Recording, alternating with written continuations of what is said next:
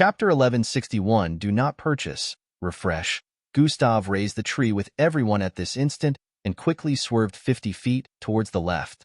Bang! At the same instant he left his initial position, a massive figure landed there. Krrryycchhh, cracks spread across the icy path, causing Gustav to look down. Damn it! This is the worst place for a fight, Gustav thought as he looked up ahead at the group that had just arrived. Mixed bloods. Humph. The Rocky captain voiced out as he held the massive tree like a stick with his subordinates latching onto it. Get them disqualified, Captain. One of his teammates yelled from the top of the tree. Okay, hold on tight. They, of course, were speaking in a different language, but the language transmitting device interpreted it to Gustav and the others. Looks like they bear a grudge, Timmy voiced. It's the Klaxosapes, Falco stated. Everyone hold on tight, Gustav said to the others as he tightened his grip around the tree and stared at the 20 feet tall rocky giant. Ria! The Klaxosapes captain yelled as it charged at Gustav while swinging the massive tree. Gustav turned at this point and sped forward. Fwyi!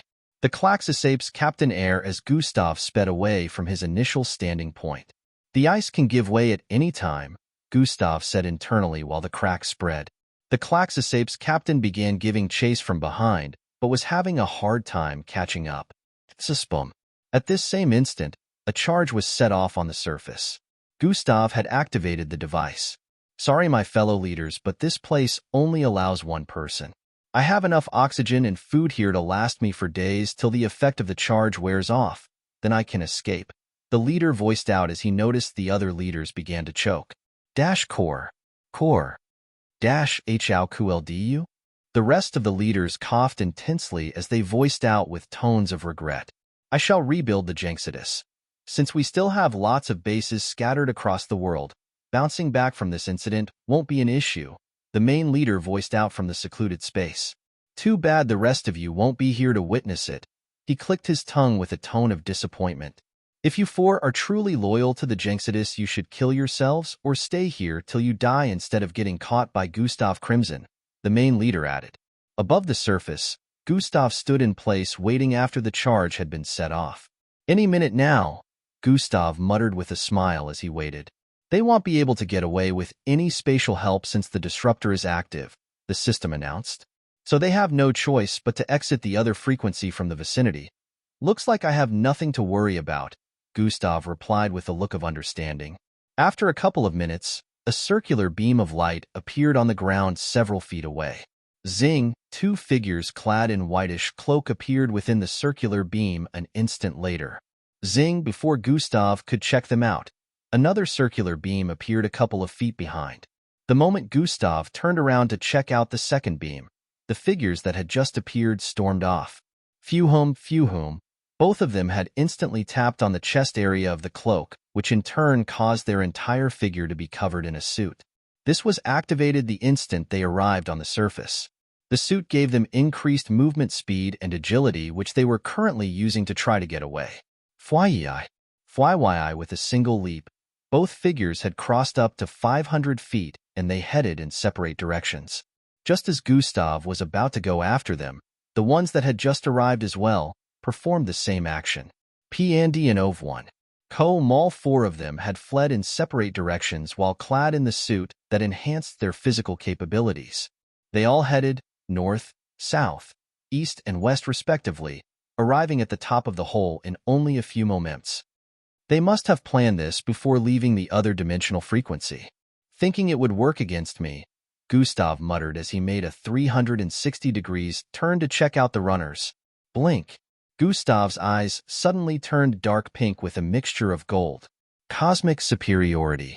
Parallel domain, Gustav whispered. Fyu, please visit Panda. N0VE1.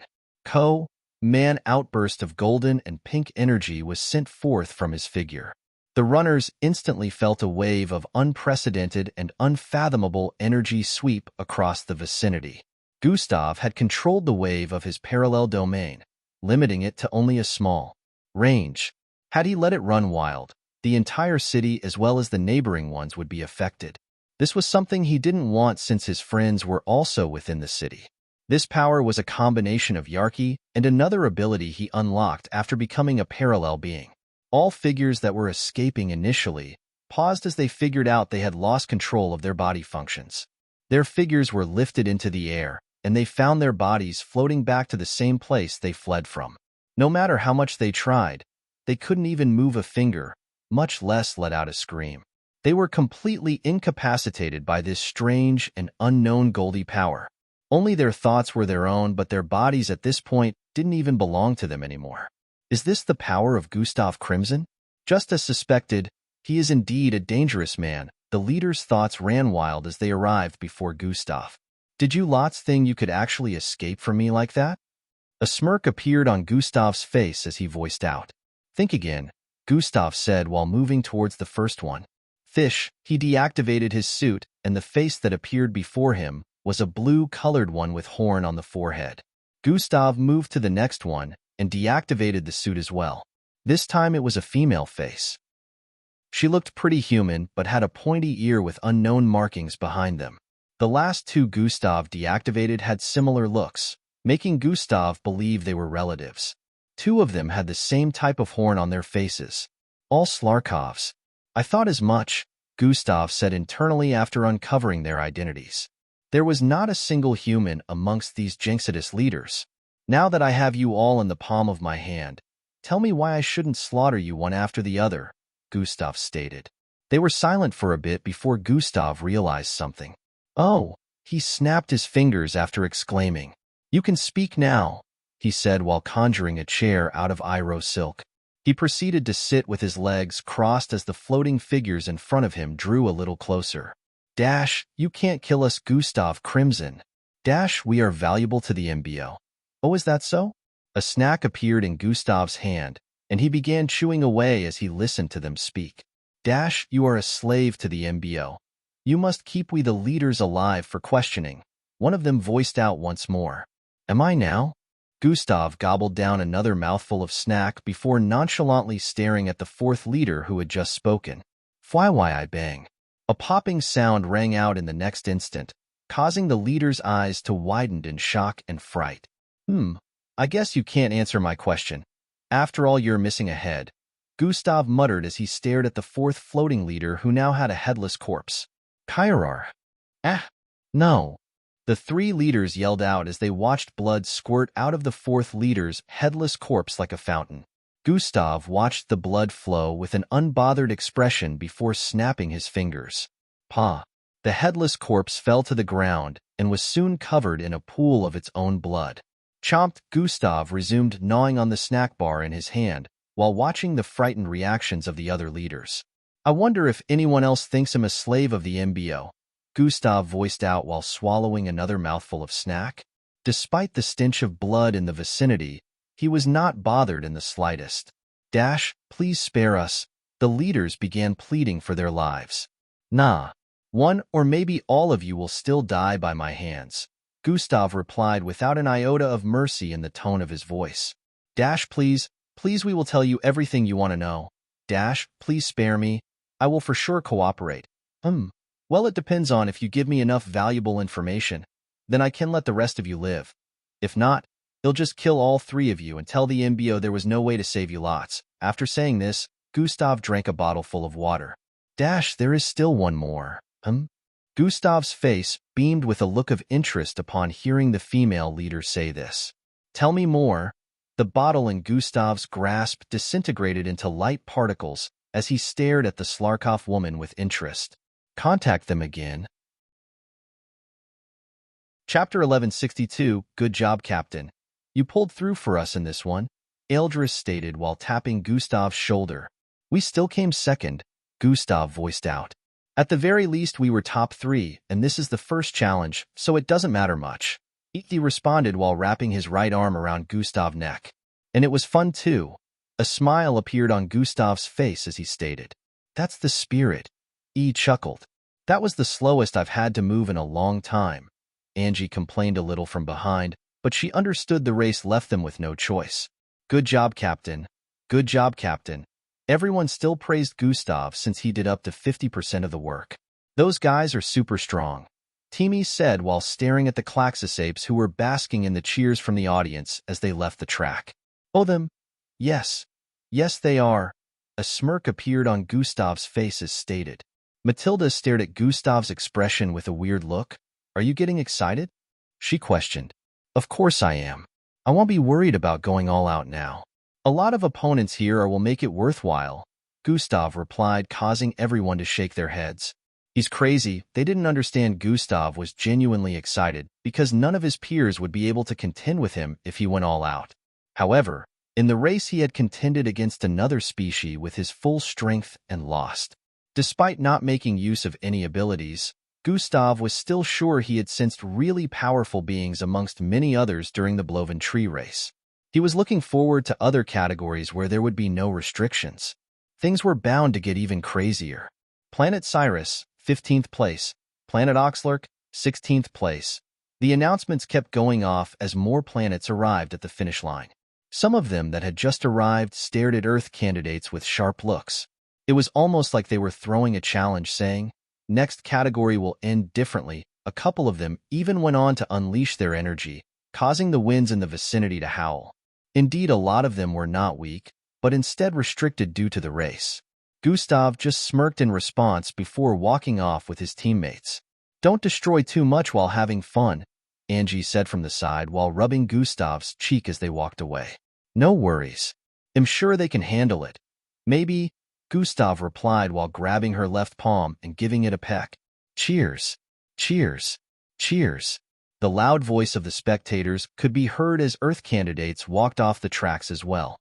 Well done, Miss Amy said to Gustav the instant they arrived in front of their waiting room. Thank you, Master, Gustav voiced in response. Do better next time, she added. I intend to, Gustav replied with a light chuckle. Hours later, the first challenge of Aesop had ended. The results had been announced, and a table of scores had been displayed on screens all across the 9 discs. Over 500 groups got disqualified while around 1,300 managed to finish the race. The disqualified parties had no point assigned to them. Meanwhile, all groups that managed to finish got points accredited to them even if they came last. The Klaxosapes being placed first received a total of 3,000 points, while Earth received 2,000. Planet Foing came third and got 1,000 points. Going further below, the points got a decrease in 10 at every next position. The top 2 had given every other planet quite the gap. It was also revealed that points varied based on the challenges given in main categories. However, main categories would always have much higher points accredited compared to subcategories. Gustav and the others were currently in their accommodation area as they went through today's challenge again. Since it was the first day, it was scheduled to have a single main category challenge, but from the next day, subcategories would be starting. The group had prepared their minds, as some of them would have to participate in both the main and subcategory the next day. How long does the competition run? Teamy questioned from the side. Currently unknown, but the first stage of disqualification will be after a week, Falco replied. How many points are required to not get disqualified, though? Matilda questioned as well. 3,000 points. Don't you guys pay any attention? Falco replied again. Tee-hee. Almost everyone chuckled wryly as they heard this. It was difficult to take note of everything, but it seemed like Falco had done precisely that. Oh, I guess we just have to make sure we score extra 1,000 points to remain above disqualification, Fildhor stated. Plaid Finks flicked his forehead from the side. I'm higher, she voiced out. TCH. Anyways, anyone wants to tell me why the Klaxosapes were literally looking to draw blood? Angie voiced from behind. Please visit Panda, N0VE1. They have bad blood with Earth, Falco disclosed. No shit, Sherlock. She's asking why? Glade stated from the side. Long STO, Earth took custody of a resourceful star that appeared in their galaxy and they feel we're thieves, Indrik answered before Falco could write them off. It's a little more complicated than that, Falco voiced. Yeah, but that's the short version, Indrik replied. Hubby is so smart. Sheila jumped into Indrik's embrace and began ruffling his cheeks. That explanation makes Earth look like the bad guy, though, Falco stated. Then how about explaining it yourself? Matilda rolled her eyes. Okay, see the Pand de N0 VE1 they looked just like the handlers, but they were obviously different people. Can't anyone let me speak before interrupting? Falco rolled his eyes while voicing out. What the hell is this? Yonda voiced with an irritated look while staring at the discs. The one above was so wide. It carried some rhombus-shaped bowls which in turn had some weird-looking foods in them. Some looked like purple and was heart-shaped while some resembled green tentacles with some eyeballs scattered within what looked like a soup. These foods were like nothing they had ever seen. Everyone had looks of disgust as Yonda picked up an eyeball which was dripping some weird green mucus-like liquid. Ozia's specialty. One of the Ozis began to introduce the dish. Gustav, I think you might have to resume cooking for us like you did in the last few days we arrived here, Eldris voiced from the side. Nope. Everyone dig in and listen to tomorrow's main category challenge and subcategories challenges, Gustav instructed. Man, this has got to be some drainage soup. The smell, Everyone kept complaining even after the two who brought it in had left. Just as Gustav was about to start speaking, crunch. The loud crunch attracted everyone's attention as they turned to face the culprit. Her jaw paused for a bit as she felt everyone's eyes on her. Hey, it's actually pretty good, Glade voiced after gulping down the eyeball she had just chewed. Dash hell nah. Dash what the fuck. Dash brew. Dash how she do that. Guys. Gustav's loud voice rang out, causing everyone to focus their attention on him again. Tomorrow's challenge has been revealed, he stated. What is it? Eldirs inquired. It is called the River Split, Gustav disclosed. What? What does that mean? He asked precisely what everyone thought. It is just as the name states, we'll be splitting rivers, Gustav voiced out. Huh. But this planet don't have any rivers, Rhea stated. It doesn't, but just like today, they can easily create one, I guess, Gustav replied. It sounds like an easy challenge, Matilda said with a confounded expression. Do not let your guard down. It might sound simple, but we still have no idea about whether or not it will be complicated till tomorrow arrives, Eldris voiced out. As for the subcategories, only two will be holding tomorrow, Gustav resumed speaking. The Varlin chase and the seismic climb, Gustav disclosed. Details. Angie quickly got interested the instant she heard this. The Varlin chase has a requirement of at least 3 teammates from a planet. It could be substitutes or from the main group. Everyone stared at each other after Gustav said unsure about whether they wanted the substitutes to take care of it. Just as the name suggests, Varlin chase, there will be a chase, Gustav added. Yes.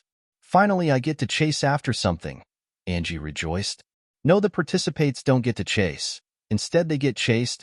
Angie's face dropped as she heard this. She had rejoiced too quickly. Huh. Yeah, you get chased, and if a teammate gets caught, they are disqualified. However, so long as one teammate remains till the game ends, the planet can progress to the next stage, Gustav added. All chapters error before privilege tiers were fixed over a week ago. If you refreshed and the chapter still doesn't look fixed, then you might have to uninstall and reinstall the app. Chapter 1163, yeah, you get chased, and if a teammate gets caught, they are disqualified. However, so long as one teammate remains till the game ends, the planet can progress to the next stage, Gustav added. This seems more tricky than it sounded at first, Eldris voiced out. It's fine so long as I don't get caught, right? Angie stated as well. Yes, Gustav replied. All right, then I won't get caught, Angie voiced confidently. You don't even know what you'll be running from yet? Gustav chuckled, but he didn't doubt Angie's capabilities. You can add any other 2 persons from the team since it doesn't matter if they don't do well, Angie said. While I admire the confidence, we still need to make sure your backups are up to par. We can never be fully prepared for unexpectancies, Gustav replied before turning to stare at the rest of the teammates. Finks and Abesto's you're with Angie, Gustav instructed.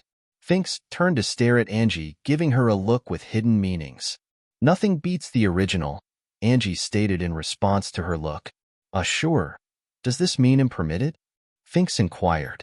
Angie didn't respond until Gustav gave her a look down. This time she's on your side, so it shouldn't matter. In fact, it's good, Gustav voiced. TCH, all right, sure, Angie replied before taking her seat. Abestos, I picked you 'cause you're one of the fastest here besides Angie and myself, so make sure to hold on as best as you can, Gustav Adista Bestos, who was seated all this time with his arms crossed. No problem. I just hope we gather enough points to make it worthwhile, Abestos voiced. As for the seismic climb, only 2 participants are needed. In picking 2 teammates with the strongest grip, Gustav announced as he moved around. He arrived in front of Timmy first and stretched forth his hand. Shake me with all of your strength, Gustav instructed. Timmy's face turned serious as he stood to his feet and stretched his hand forward to shake Gustav's.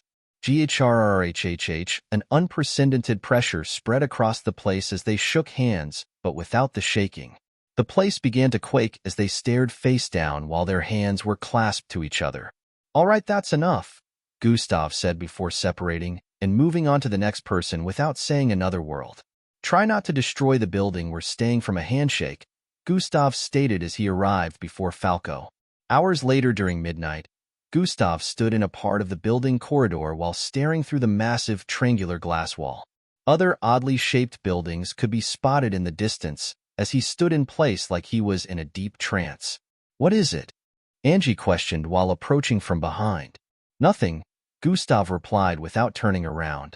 It doesn't seem like nothing, Angie said as she arrived on his left. My sensory perception is getting interfered with, Gustav voiced. Does that mean you were trying to spy on the other accommodations? Angie inquired. Yes. I'm always curious about my opponents, Gustav answered. He had made use of God eyes to try and spy on the other alien species around, but there was something interfering with it. Gustav knew he could forcefully push God eyes to break past the interference, but he was also aware that the moment he did that, the ones responsible for the interference would immediately trace it back to his location. His default perception was also encountering the same interference, which was the reason for his response to Angie. Didn't you already make research, though? Angie inquired. I did, but no form of research is ever enough, especially when it's done from database. It's always better to acquire more information from the source itself, Gustav replied. That's the Draconit's accommodation area, right?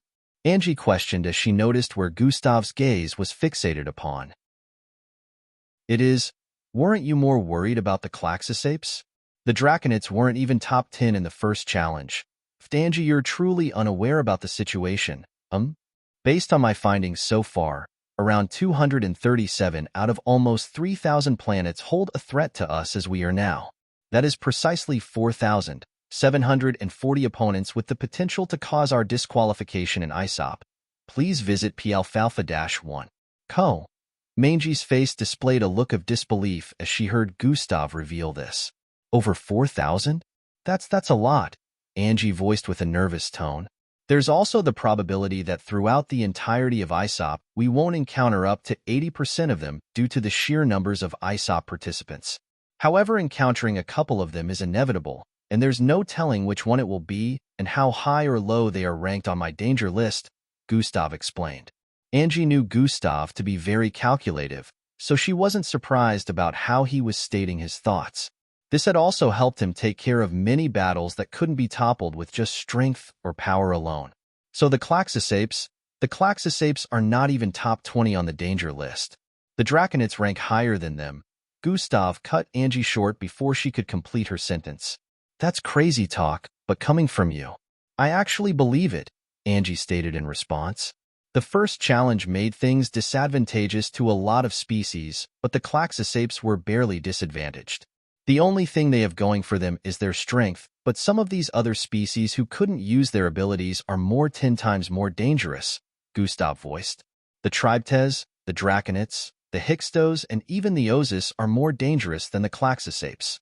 Gustav only mentioned a few as he was still making findings. The first challenge was not enough to observe, but I can tell that things will get more difficult in the future. A smirk appeared on Gustav's face as he said this. He wanted to address the group as well, but he decided not to yet. You're too excited about this, Angie complained. It's no fun if they are not strong enough, Gustav replied. You should go to bed. Tomorrow will be a long day for you, Gustav added. Will you be joining me? She questioned while moving closer to him. With their faces only inches apart, Gustav took a whiff of her feminine fragrance and held his breath to control himself. No, he replied while his ears were turning red. You should. Angie said with a seductive tone before planting a peck on his face and walking away. Gustav's cheeks had turned red at this point as he stared at her walking away. Women are dangerous, he muttered while finally breathing out to calm himself. I should focus on my current task. He turned his sight towards the front again before suddenly vanishing from his standing point. Cheers, cheers, cheers, cheers. The sound of loud cheering reverberated across a massive arena-like area. Millions could once again be seen gathered in the spectators' areas. Pialfindi Alpha No 10. SS, send word to the reinforcements surrounding the upper district. Tell them to bring back the captured member and leaders and also escort Officer Crimson back to this base, Commander Colt yelled. The operators in the control room nodded as they got to work. Within the upper district, Gustav stood in place as his body bloated and turned greenish. Bomb. He stomped his feet on the ground, and the cage surrounding the upper district began to open up. Grhaiiaya, the ground quaked lightly as the Iroh silk walls rescinded. In a couple of seconds, the entirety of the walls descended completely, and the upper district was open once again. MBO officers that had surrounded the upper district were visible now. They had formed a circular wall of their own, due to their numbers being in the thousand. Gustav's body slowly returned to normal as he looked around without a morsel of surprise in his expression. He already knew they were there. The MBO officers were shocked to see the upper district in such a devastating look. It was expected that the whole Arabia city would take a hit from this operation since the Jinxidus members would not just back down without a fight. However, they hadn't expected this much destruction. A massive crater that covered a quarter of the upper district, another large hole in a corner of the upper district, multiple structures with cracks, and even some pile of dust and spots that used to contain houses. Arabia City now looked like a place that had been devastated by war. This is the power of mixed bloods, and the earth is truly in danger having bore such monstrosities. The main leader, who hid in the other dimensional frequency, thought to himself. He was even more affirmed that mixed bloods should be wiped off the face of the earth now, or it would lead to destruction. On the surface, the MBO officer's face darkened even more as they spotted pile of corpses scattered across the upper district.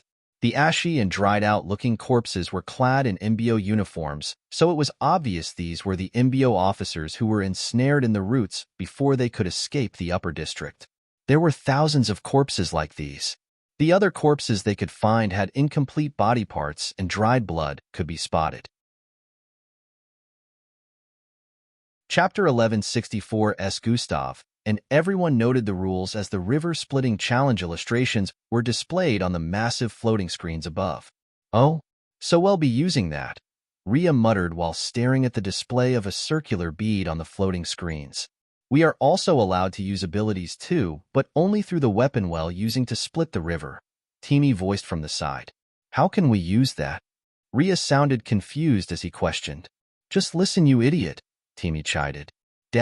The Anusa relic takes the form of the Wilder's soul and shapes it into a weapon. Whatever weapon your Anusa relic transforms into is what you must use in the river-splitting challenge. Handler One voice reverberated across the arena. Chatter, chatter, chatter. The revelation caused the entire place to turn rowdy, as some spectators felt this might not be fair to some participants. Who could tell what weapon a person would end up with, and if it would be strong enough to help them split the rivers. Remember, the weapon isn't what matters. The wielder is, Handler One stated once more. He mentioned a few more things and explained that they will be categorized with their opponents based on the system.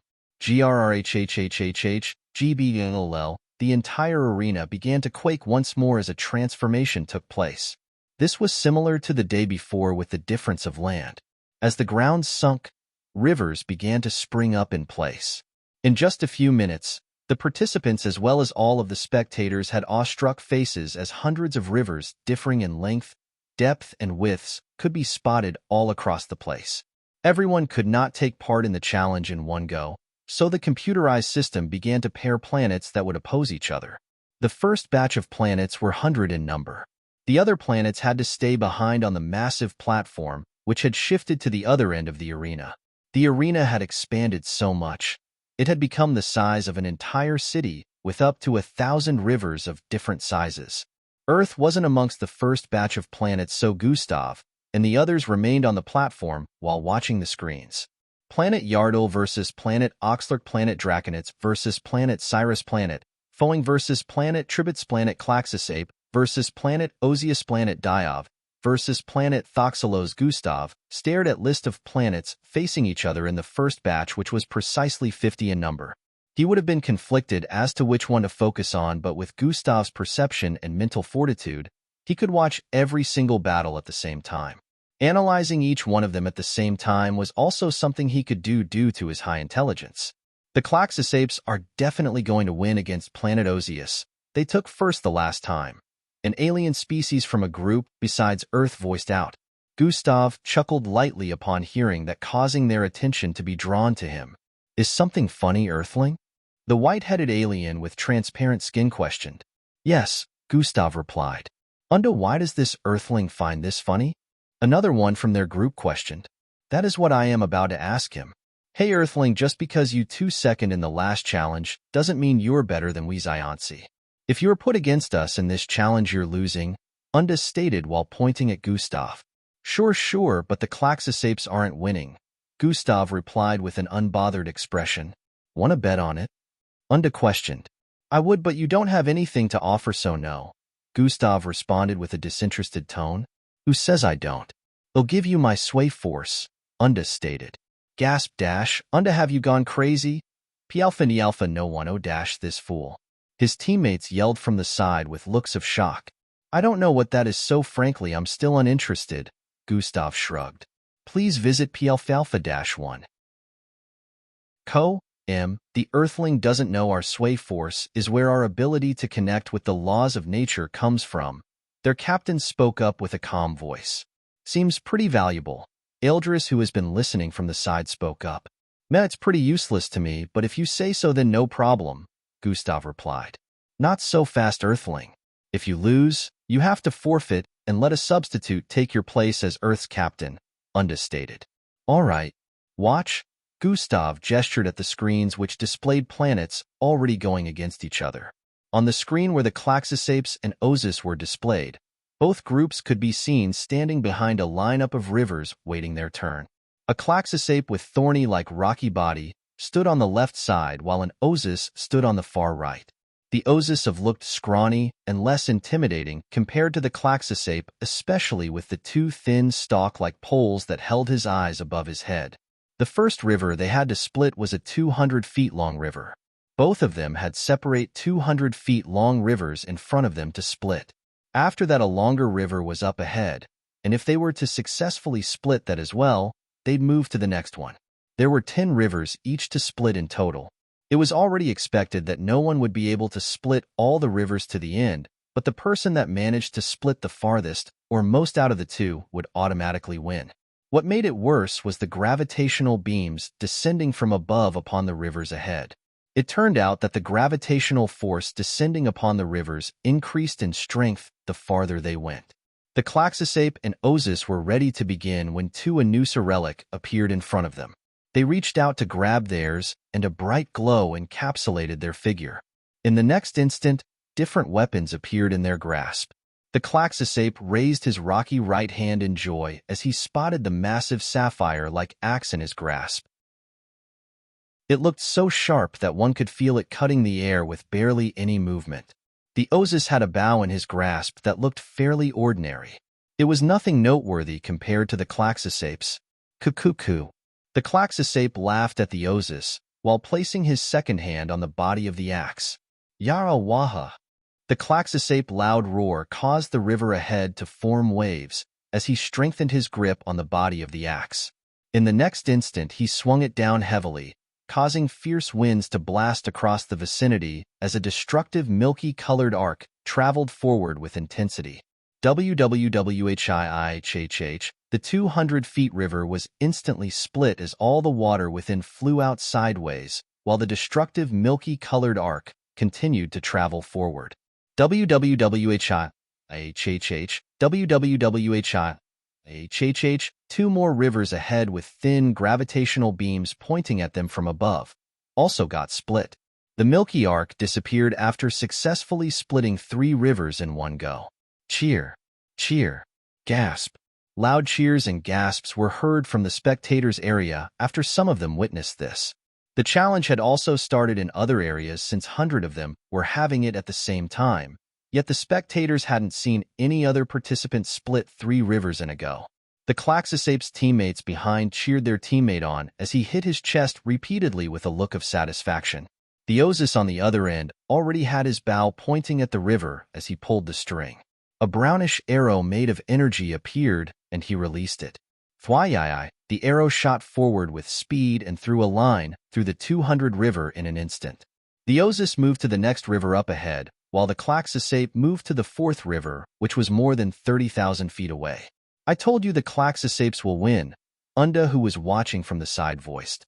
Gustav didn't reply and kept watching with an unbothered face.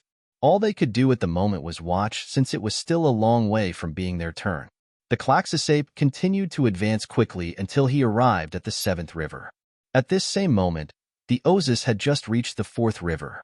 He wasn't quick, but he hadn't failed in splitting any river so far. The Klaxosape stared at the pillar of gravitational force shooting down from the sky onto the 7th river. The river was looking as still as a solid ground due to the amount of gravitational force in place. His face turned serious as he clenched the massive axe tightly once more and poured strength into his arms. The ground began to quake, but the river in front remained unaffected till he raised his arms and brought them down with force.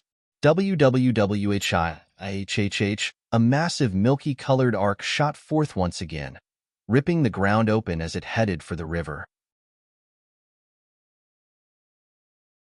Chapter 1165, WWWHIHHH, a massive milky-colored arc shot forth once again, ripping the ground open as it headed for the river.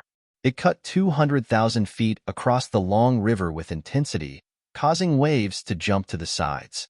The ground floor of the river was instantly revealed as the force from the swing kept sweeping forward till it arrived at the middle of the river. It began losing momentum until it finally came to a stop after reaching the 3rd quarter of the river, blowing only a little part of the water towards the side. Oh, the voices from the spectators' corner had reduced as some of them witnessed this. What? GHRHHH. The Klaxosape voiced in dissatisfaction. Try again, Gunfer. The captain of the Klaxosape, who happened to be the largest, stated far behind where they were cooped up. Gunfer looked back and could see that his opponent from the Ozus side just finished splitting the 4th river and was now moving to the 5th. Taish, I still have 2 more tries, he hissed before raising the axe once more.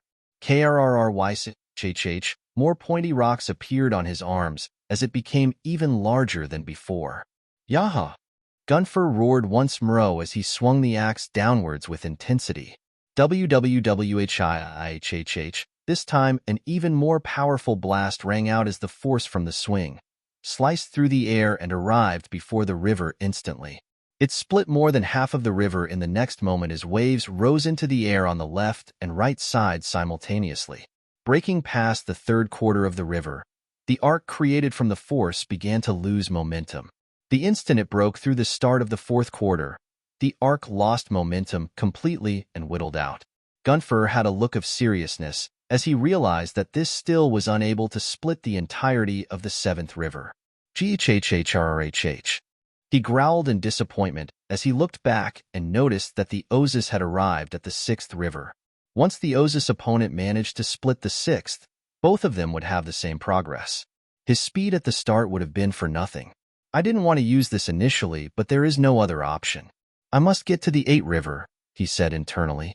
Gunfer is going to use core transformation. It doesn't look like he has any other choice. His teammates watching from behind could already tell what was about to happen. So long as he progresses and wins, it doesn't matter even though he will be weaker for the next 3 days. The captain also spoke. Up ahead, Gunfer clenched his fist as he roared once more while his body began to rapidly enlarge. KRRRYCHHH, glee-ear, rock-cracking sounds rang out for a couple of seconds as his initial 15-feet-tall frame increased almost 3 times in size. Now the Ozus have no chance of winning. This was the thought process of most spectators who had their eyes fixed on the screen that displayed Planet Klaxosape and Ozius. WWWHIHHH, Gunfer once more swung his axe forward, which now seemed a bit smaller for him due to his large size. The force generated from this swing was almost 100 more than before. Cracks and dust spread across the vicinity from his standing point as the arc created shot forward. The whole river was instantly split into two halves before the arc ran out of momentum. Cheers! Cheers! Cheers! At this same instant, the Ozus had arrived before his own seventh river. He pulled the string to his bow backward as the same brown arrow made from light rays appeared once more. Tuck! Gunfer scoffed as he waited to watch the Ozus lose, but was soon left with a look of dismay. Fyi-ish, the instant the Ozus released his string, the arrow powerfully shot forward, clearing everything in its path. As it glided over the surface of the river, waves blasted sideways, leaving clear path in the middle. The ground floor of the river was spotted in the middle as its entirety was split instantly. Gasp! Cheers! Cheers! Cheers! The sounds of shocks and cheers reverberated across the vicinity as both the spectators and Gunfer was left with looks of disbelief. Pielfalfano, I can't lose, he yelled as he arrived before the 8 river with a look of confidence. He WSS still in his massive form as he swung his axe forward with all of his might once more. Minutes later, please visit Pielfalfa-1. Co. Am I lost? Gunfer stood in place with a look of confoundment as his body decreased in size. Bam! He fell to his knees with a look of defeat as he stared at the river before him, which was in an unaffected state even after he had swung his axe with all of his might. On his opponent's side, a completely split river could be seen up ahead. The Ozus slowly lowered his bow as the screens displayed the current score. Planet Klaxosape 0 to 1 Planet Ozius. The Ozus had won the first bout since Gunfer had made use of his last turn, which meant failure if he was unable to split the river. Everyone had been mostly shocked because upon their arrival at the 8 river, the Ozus bow increased in size, and when he pulled the string, 3 massive arrows had appeared instead of 1. It turned out he had been saving his power for this moment. As expected of Planet Ozius Captain, everyone came to the realization that Ozius Captain, Rundaf, used a high amount of power at this stage. The 8 river was like trying to hit a solidly refined ground. Due to the gravitational force, it was very sturdy. After the 2 opponents finished their bout, both sides sent out their next representatives. Another one of the Klaxosapes moved out, as well as an Ozus as a new bout began. Just because the first one won, doesn't mean it will always be like that. They still need to win 10 more times before they can eradicate the opposition, Unda stated from the platform. Sure. Gustav smiled while responding as they kept watching. Hours later, what how?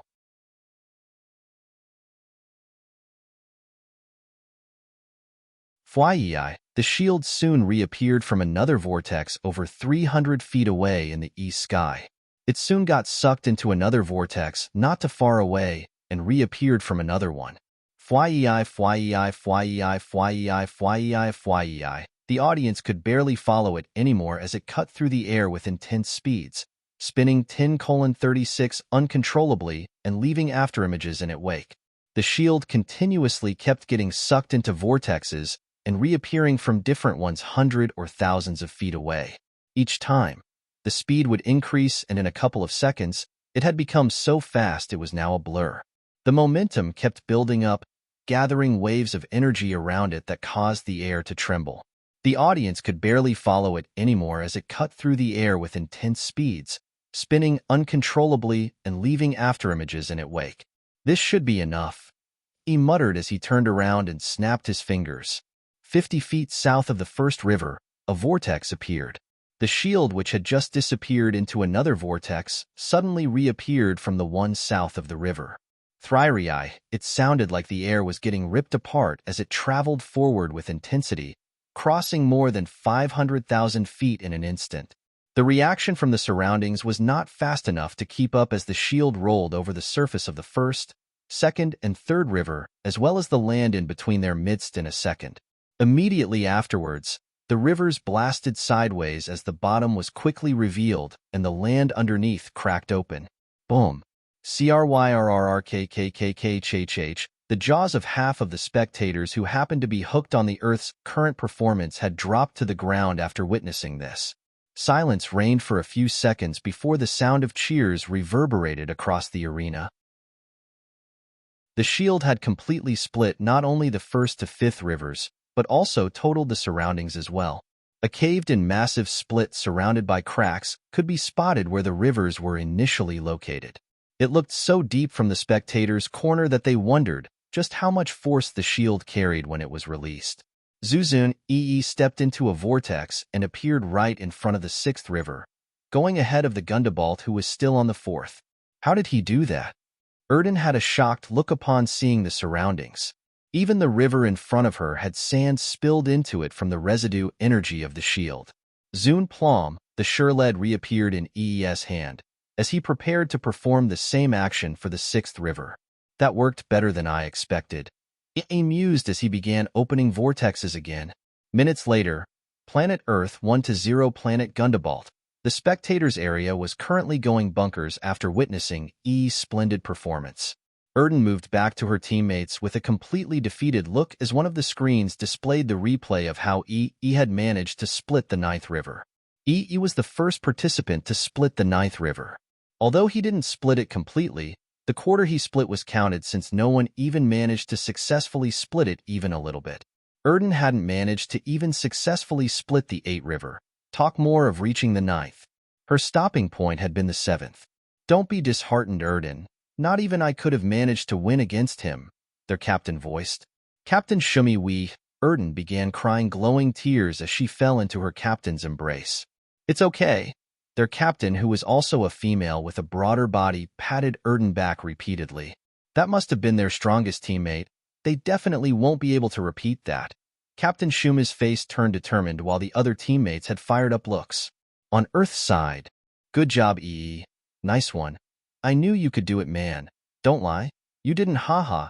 Everyone either gave Yi a high five or a fist bump. When Yi arrived in front of Elevera, she raised a fist while he raised a high five, which caused a little awkwardness. Haha. They both chuckled as Elevera blushed a little. Good job, she said to him. It was nothing. I'm sure you will do better, he replied.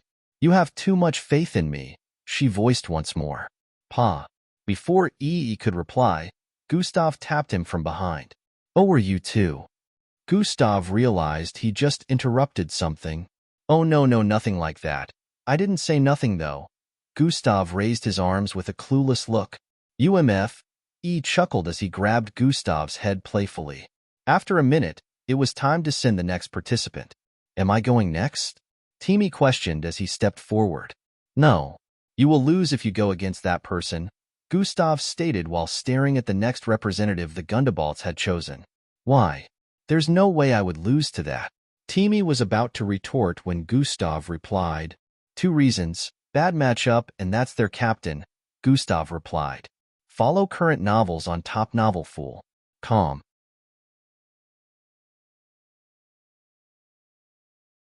However, she wasn't ready to give up as she began charging her cannon again for the third and final try.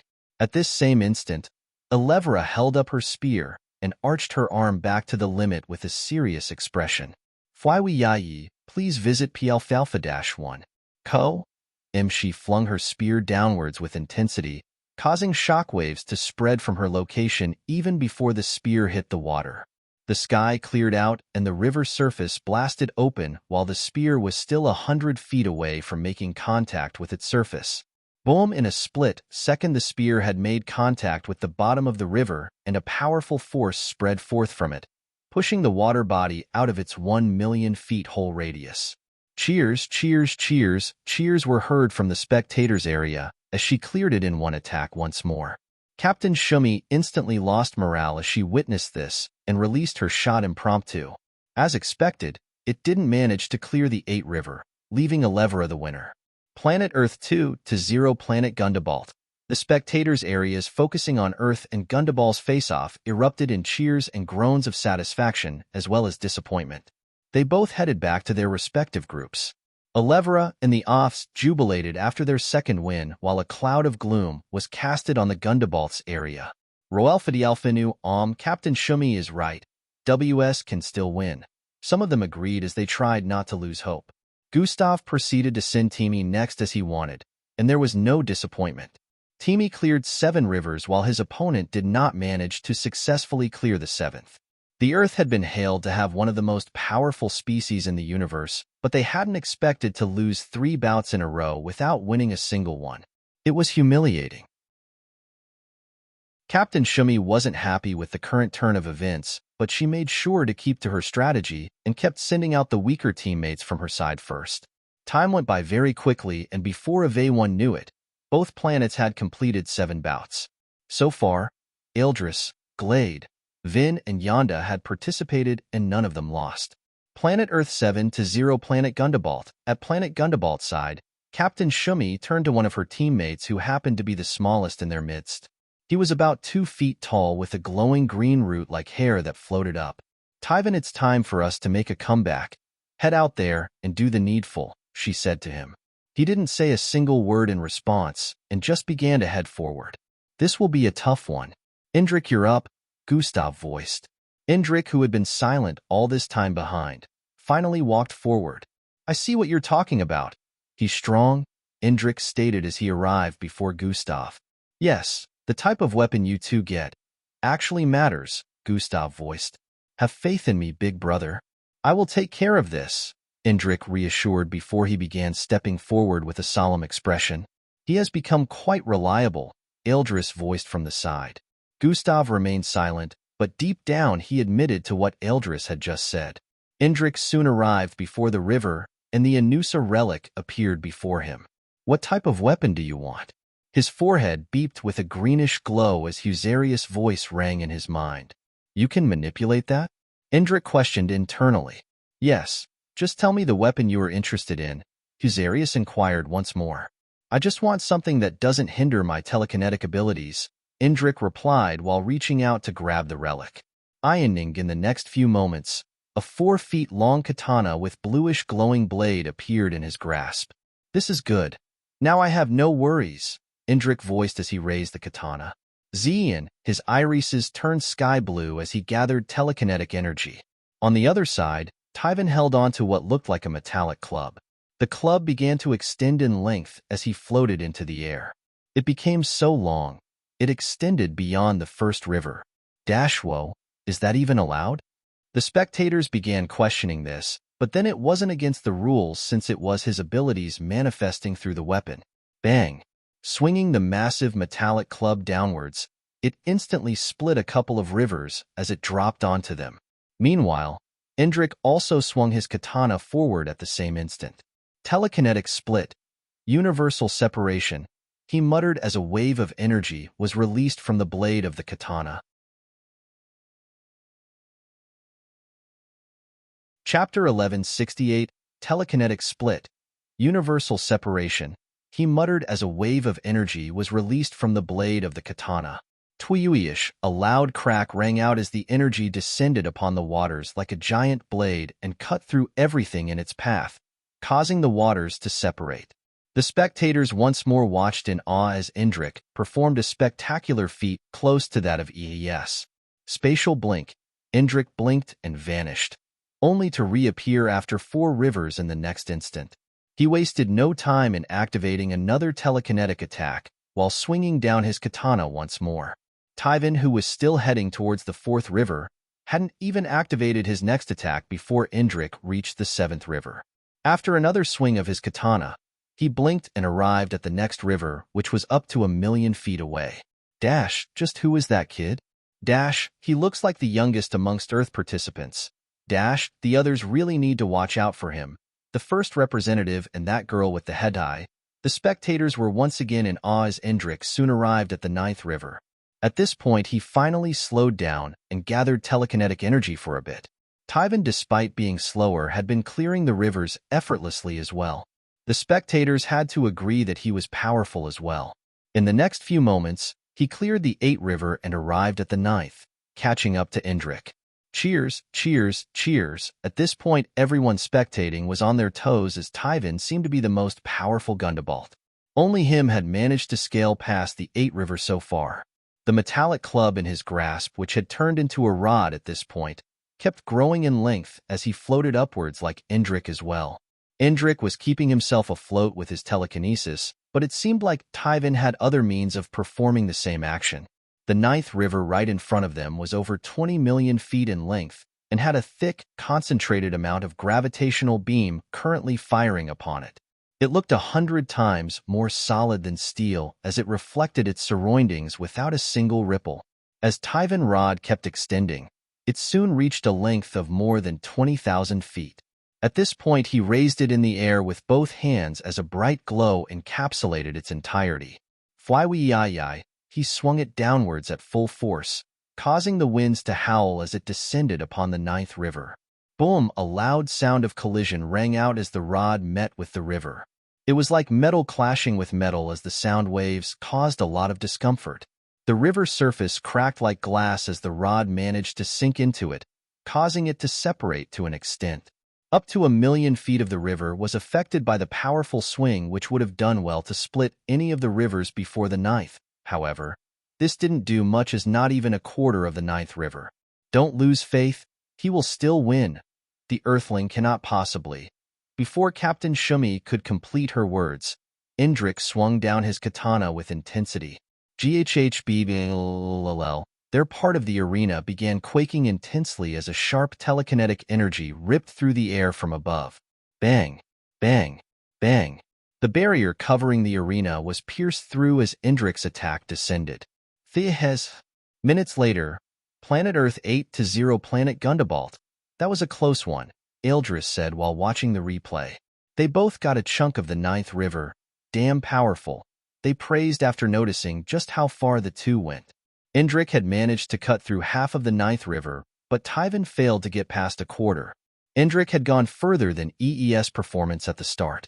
This made the spectators re-evaluate as they wondered who was the most powerful on Earth's team. Who was going next? Abestos questioned. At the Earth spectators' corner, Grand Commander Cheyenne and Miss Amy were seated right next to each other. How sturdy do you think the 10th river is due to the gravitational beams on it? Grand Commander Cheyenne questioned. As sturdy as the entire Earth, from its surface to beyond its core. Managing to split the 10th river would mean a participant is capable of splitting the entire Earth into two halves, Miss Amy replied. Do you think any of the participants here are capable of that? Grand Commander Cheyenne questioned. Please visit P-Alpha-1. I guess we will find out, she replied with a calm tone. Gustav, you're going ahead now? Teamy questioned. Yeah, Gustav replied. I thought you would be leaving this to us, Matilda voiced. I kinda did. I wouldn't be participating if Rhea hadn't failed, Gustav responded once more. Everyone turned to stare at Rhea upon hearing that. It's not his fault. His opponent was too overwhelming, Gustav voiced before anyone could say anything. Rhea had his head hung low in shame as he realized he was the first to get defeated. Look, they just held their most powerful participants till the final bouts to make a comeback. The weapon Rhea got didn't help matters either.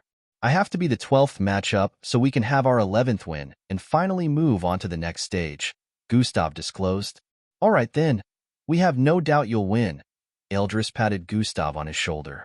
Although I would have loved for you to take them by surprise when you show your strength in the next category, Falco stated.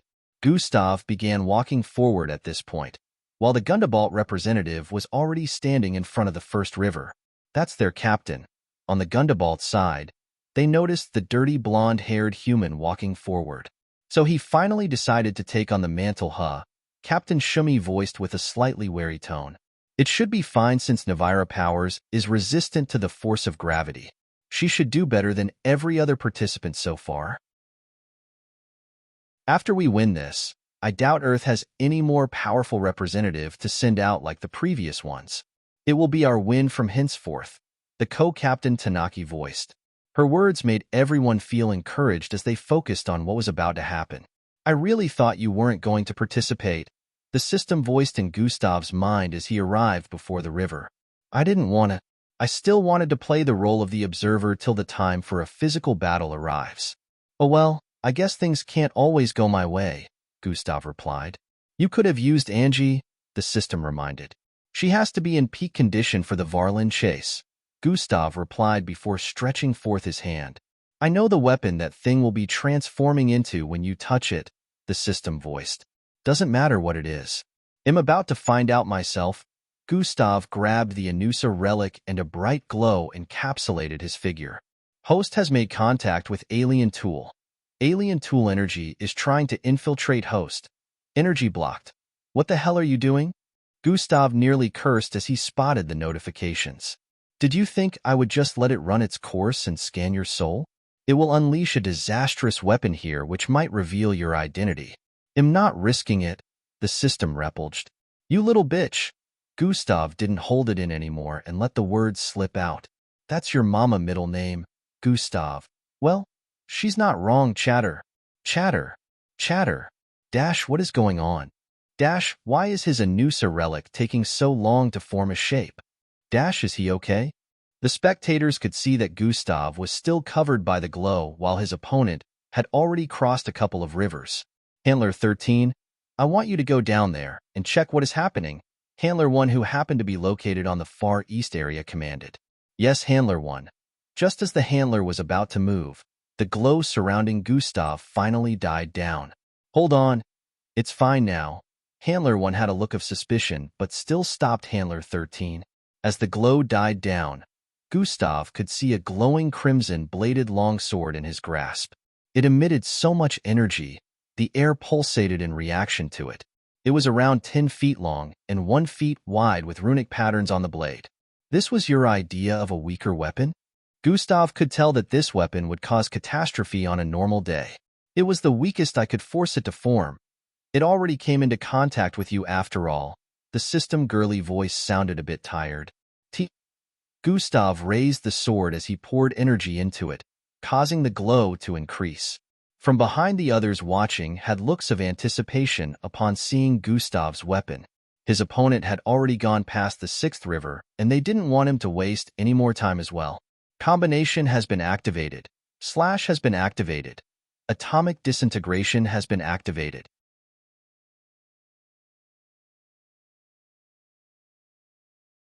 Three. Cheers. Cheers. Cheers. Cheers. The loud sound of cheers rang out as this person happened to be the first participant to cut through the 9th river. The crowd was going bonkers at the moment. Meanwhile, the dark figure on the other side kept increasing in presence as he arched his arm backwards with his staff before thrusting forward with intensity. Boom! A destructive force bursted forth from his staff, slamming into the 9th river ahead and piercing through it instantly. Please visit P-Alpha-1. Co. M3 after traveling for millions of feet. The spectators' mouths were once again left open as another participant managed to split the 9th river yet again. Dash, the participants from Indulus Prime and Zillion might be the most powerful. Dash, hey, you can't just judge like that. Some didn't get to use their full strength because their opponents were not strong enough. Dash, look. Someone else just split the 9th river too. Dash, Earth's Captain Crimson. Dash, look, the Gundabalt is about to try too. Gustav, who had just finished splitting the 9th river without much stress, waited to see if his opponent would be able to do the same. I'll have to unveil more of my strength if she manages to split it, Gustav muttered as he rested the tip of his sword on the ground. Resistance build. Navira voiced from her side as she raised her spear before throwing it forward with intensity. FYI, her first try split half of the 9th river, causing Gustav to relax as he felt he wouldn't need to do more. She tried again and only managed to split a little over half this time. Navira began building up energy as she prepared to strike again. Meanwhile, on planet Indulus Prime and planet Zillion side, both opponents prepared to strike the 10th river, which was practically like a sea. Almost the entire spectators' area watched as they conjured strikes using their weapons and attacked at the same time. Boom! Boom! Both attacks hit the surface of the 10th river but unfortunately didn't manage to split it even in the slightest. They both had determined looks as they built up energy once more to at least leave an effect on the 10th river. Their second strikes bore the same results as they didn't manage to split it even in the slightest. The heaviness of the gravitational beams descending upon the 10th river was just too much. Captain Iron has no choice but to use it now. Indulus Prime participants watched in anticipation while the dark-cloaked participant lowered his staff. On Zillion's side, Phyrus will use that attack now. If he manages to cause even the smallest effect on the 10th river, He wins, Zillion, Captain stated. Both opponents up ahead began undergoing transformation. Phyrus, who was the reddish figure, went from being bulky to slim as his entire figure glowed with a reddish energy. Wee-hi-iron. It blasted forth from his figure, spreading across the vicinity. The spectators felt the intensity despite being shielded by the barrier covering the arena. Phyrus' blade turned illusionary as afterimages appeared from his figure while he swung the blade forward. It sounded like space was being ripped apart as destructive energy blasted forth from the blade towards the river ahead. At this same moment, Captain Iron on the other side opened his eyes. A wave of darkness suddenly burst forth from his being, causing the skies within the entire arena to darken. The spectators looked up with expressions of wariness as the darkness from his figure disoriented the entire place, including other participants far from his location. Strengthen the barrier. Handler 1 commander as he witnessed this. The handlers around him quickly sprang to action. We didn't expect this year participants to be this powerful, he thought in awe as he watched. Captain Iron pushed his staff forward at this point, sending an indomitable force towards the river. Boom. The Zillions who had been celebrating earlier had looks of shock as the strike split up to half of the river. Their representative had only managed to split a quarter after his third try. The entire arena and even the spectators' area quaked repeatedly as the residual energy from the strike swept across the place. Luckily, the barrier had been reinforced, so everyone was safe from the residual energy. Cheers! Cheers! Cheers! Cheers! The crowd was going bonkers once again as Gustav stared upwards with a slight look of suspicion. The skies were already clearing. He stared back at his teammate's position, at a particular person. Too familiar, he muttered before turning back around. Oh, she managed to clear the 9th river, Gustav muttered. At this point, everyone was focused on planet Indulus Prime and Zillion, so only a few were paying attention to Guziev, who was ready to strike the 10th river. I guess I don't have any choice but to use more strength, Gustav muttered as he threw a glance at his opponent before stretching his sword forward. Combination has been activated. Gustav began transforming as he took on the full form of combining different mixed breeds this time.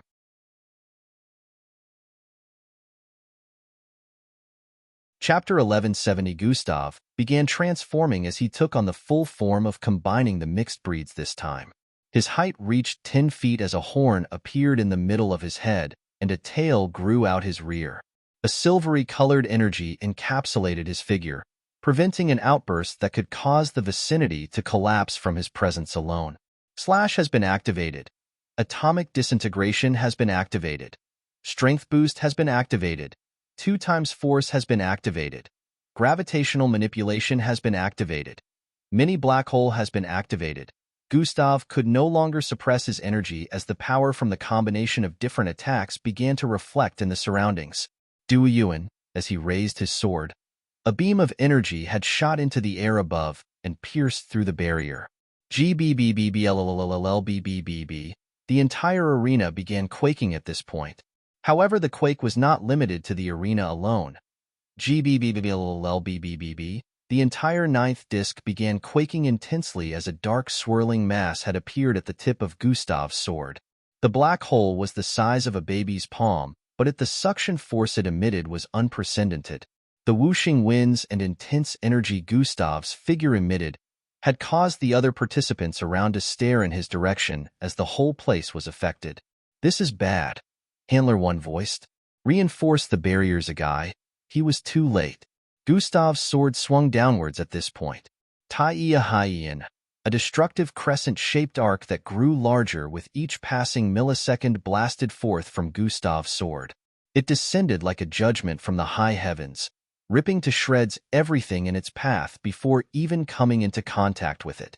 The mini black hole happened to be right ahead of it, swallowing the river in its path as it shot forward with intensity. Before everyone's jaws could drop, the mini black hole had swallowed up to half of the 10th river up, but the destruction didn't end there. The destructive crescent-shaped arc trailing behind it also did well to destroy the dry land behind it, causing the grounds to cave in. Get the other participants away right now. Move, move, move. Handler 1 commander and all the handlers moved out at this point. They began to clear the part of the arena which the destructive force was headed. The participants were swiftly taken away as Gustav's mini black hole finished swallowing the entire 10th river. Boom! The thunderous sound of destruction reverberated across the vicinity as the destructive arc, which had become extremely massive, destroyed even the machines above, responsible for the gravitational beams. Up in space, the Ozia space station watched a massive reddish arc slice one of their satellites in two. From their location in space, they could see the arc slam into the 8-disk as well, causing it to quake a little. "What in the world?" one of them in the space station muttered as they stared at the screens that displayed the ongoing ISOP challenge. All that could be seen was dust. The entire arena was currently having visibility issues. After a minute, calm began to return to the arena as the dust in the air slowly cleared. "Is everyone okay?"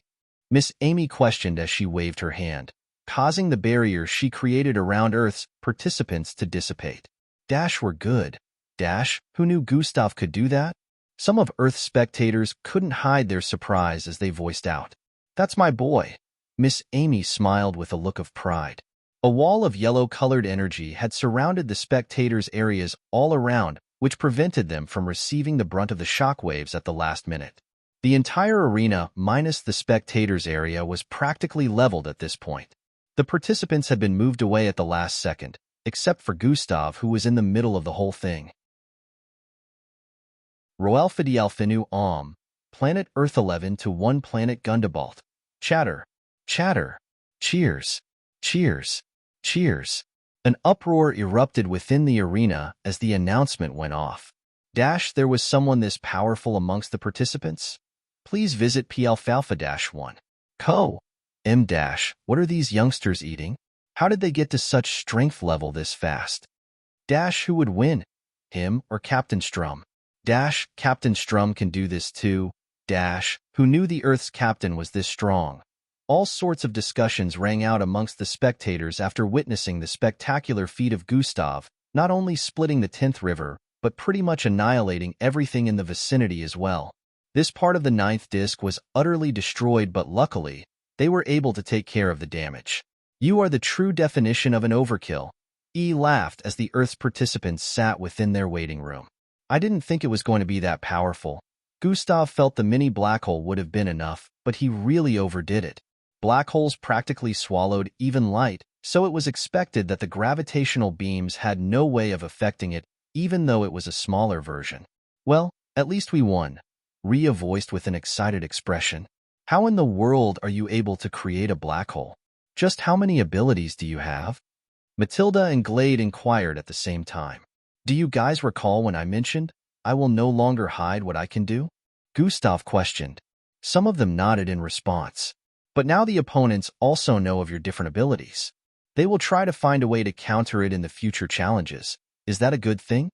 Eldris questioned. "They only know of the ones I've used," Gustav replied. "So there's more?" Falco inquired. "Besides the ones even you guys have seen?" "Yes," Gustav responded. "Man, there's definitely something you ain't telling us," E voiced. Gustav turned to stare at Indrik upon hearing that before speaking, "You will all find out more in due time.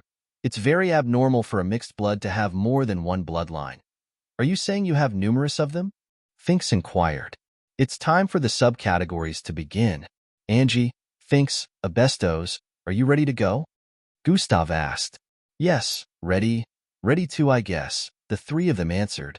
"Falco, Yonda, Fildhor, are you ready for yours as well?" Gustav inquired. The other three answered as well. Although the river-splitting challenge was still ongoing, it wouldn't affect the sub-challenges since they would be holding on the 8-disk.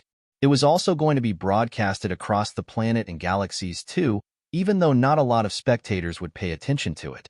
Fortunately, Earth took part in the river-splitting challenge before the sub-challenges began. Although Gustav would have still let Angie and the others leave to participate in the sub-challenges if they hadn't taken part in the river-splitting challenge yet. The others, you can return to rest or join us in heading to the 8-disk. "Do whatever you want," Gustav said before heading out of the waiting room with the others. There happened to be an elevator-like terminal in the middle of the city where the river-splitting challenge was currently holding. Foyer Gustave and the others used different means to arrive there as he flew while some sprinted. Angie, of course, was the first to arrive at the elevator-like terminal, which looked like a pillar that extended into the skies. They attracted the attention of different species in the vicinity as they moved into one of the elevators together. Angie was quite excited since she hadn't gotten to perform any role since the day began. It was finally her turn to showcase her abilities. Thwaish, the elevator streaked upwards with speed, disappearing into the sky in a few moments. The group soon found themselves on the 8th disc, which was also almost 2 times as large as the 9th. The 9th was already larger than the entire Earth's surface, and now they were on an even larger one. The air had turned humid, and it felt like they had arrived on a desert-like environment due to the hotness on the 8th disc. However, just like the 9th, not a single speck of sand could be seen. The grounds were bright copper in color, so it made it look like they were walking on a path of gold. The massive star that illuminated their galaxy looked closer, and the environment was even busier than the 9th disc. They attracted attention to themselves once more as they headed to the locations where the sub-challenges were held. It looked like the buildings and living condition here was even better than on the 9th disc. This made Gustave wonder how it would look when they headed to the higher layers. The Varlin chase will be commencing in the next 5 minutes. A loud announcement rang out within a dampened-looking location. Those are portals, and we have to run in the mud, eh?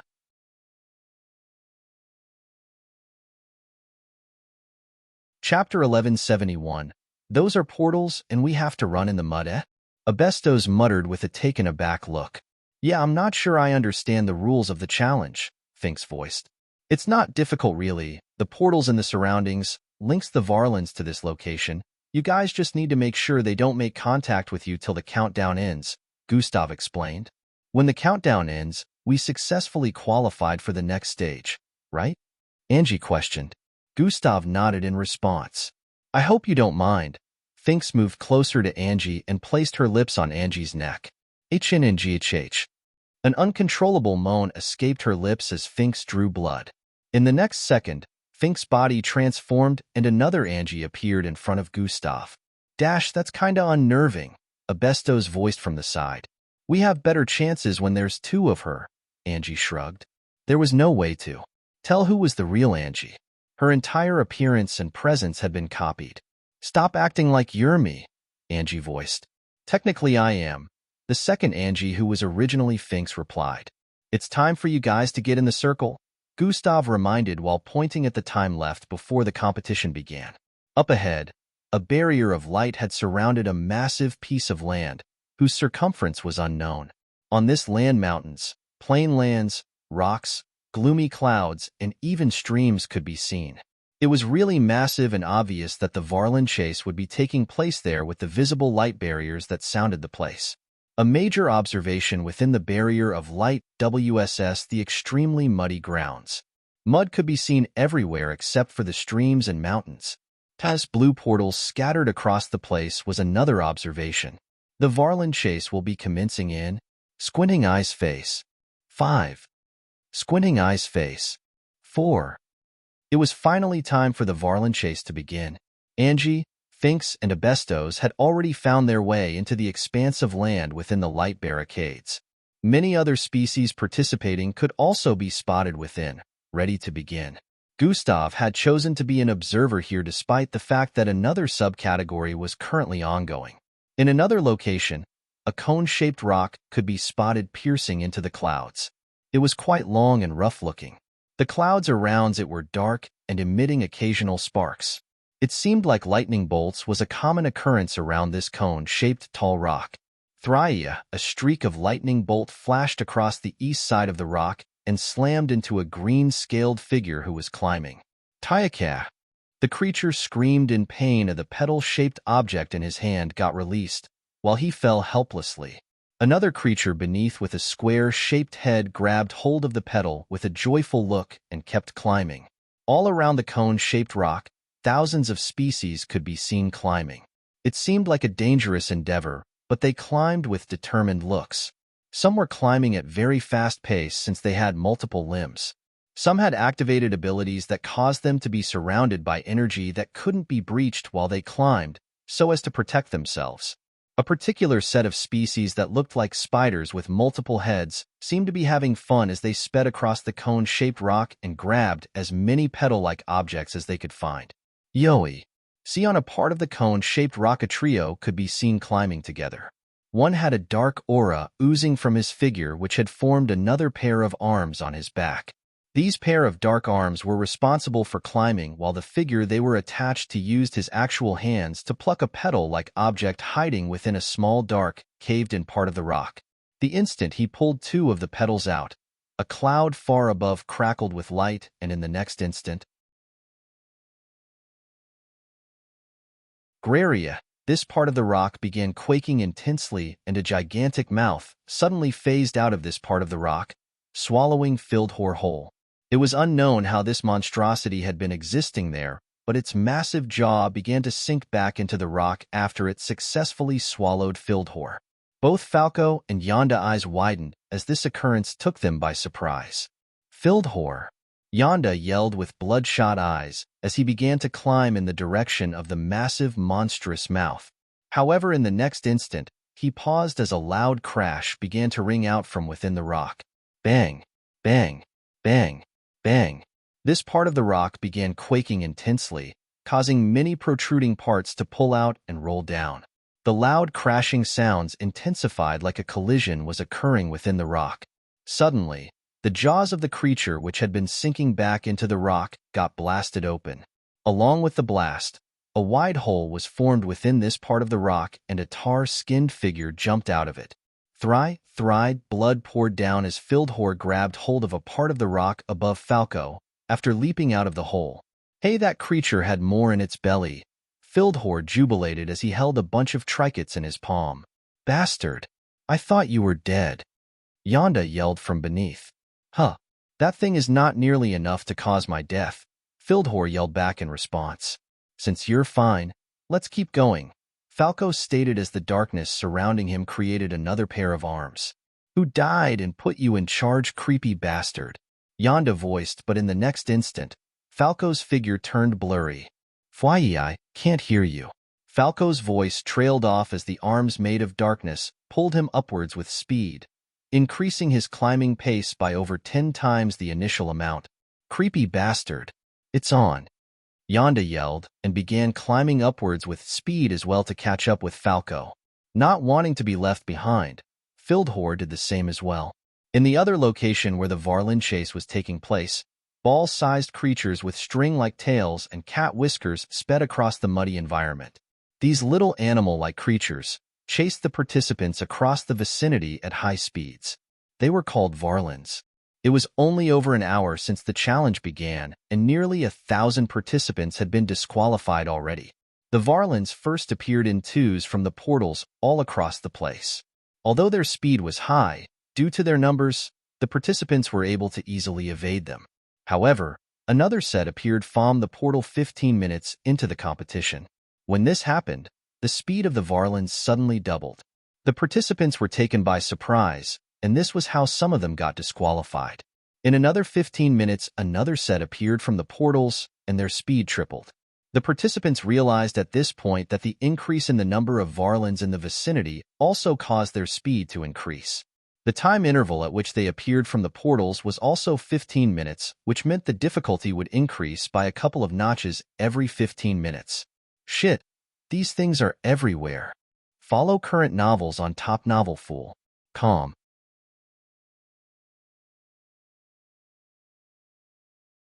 Chapter 1172. We didn't even come first. The time interval at which they appeared from the portals was also 15 minutes, which meant the difficulty would increase by a couple of notches every 15 minutes. Shit, these things are everywhere. Abestos voiced as he sped across a muddy terrain. About 15 Varlins could be seen chasing him from behind. They were moving very swiftly as they glided atop the surface of the muddy terrain. The countdown displayed in the middle of the challenge venue showed how much time was left. 0:54, 07. At this rate I won't last till the end of the first stage. Abestos complained as he kept running forward while the Varlins behind were starting to catch up. I need to make sure I survive past the next 15 minutes at the very least. Abestos' eyes gleamed with determination as he made a left turn. Fui, the Varlins also swiftly turned as they remained locked onto their target. Some even drifted across the surface of the mud due to their high speed. For the next 5 minutes, Abestos still managed to keep enough distance between himself and the Varlins till he noticed another participant heading in his direction. A horde of over 30 was chasing this participant. Abestos' eyes widened in shock as he tried to make a turn quickly. This is bad. This is bad. Abestos was well aware that contact would lead to his disqualification. Just as he made a right turn in the direction where a mountain could be spotted, the other participant grinned with a nefarious expression. I can't let him get away. I can shake some or all of the Varlins on my tail with him, the participant who was a Draconet thought as he turned to run in Abestos' direction as well. The Draconet happened to be a little faster, so in just a couple of moments, he was already a few feet away from Abestos. Shit. Abestos turned to his side after sensing a weird energy. Pa. The Draconet clasped his hands together, and an unexpected phenomenon occurred. His body, which was only a few feet ahead of the Varlins, floated about 6 inches above the muddy surface as he emitted a bright blur glow. Hyanin, a silhouette, suddenly slipped out from his back and instantly appeared 100 feet behind the Varlins chasing him.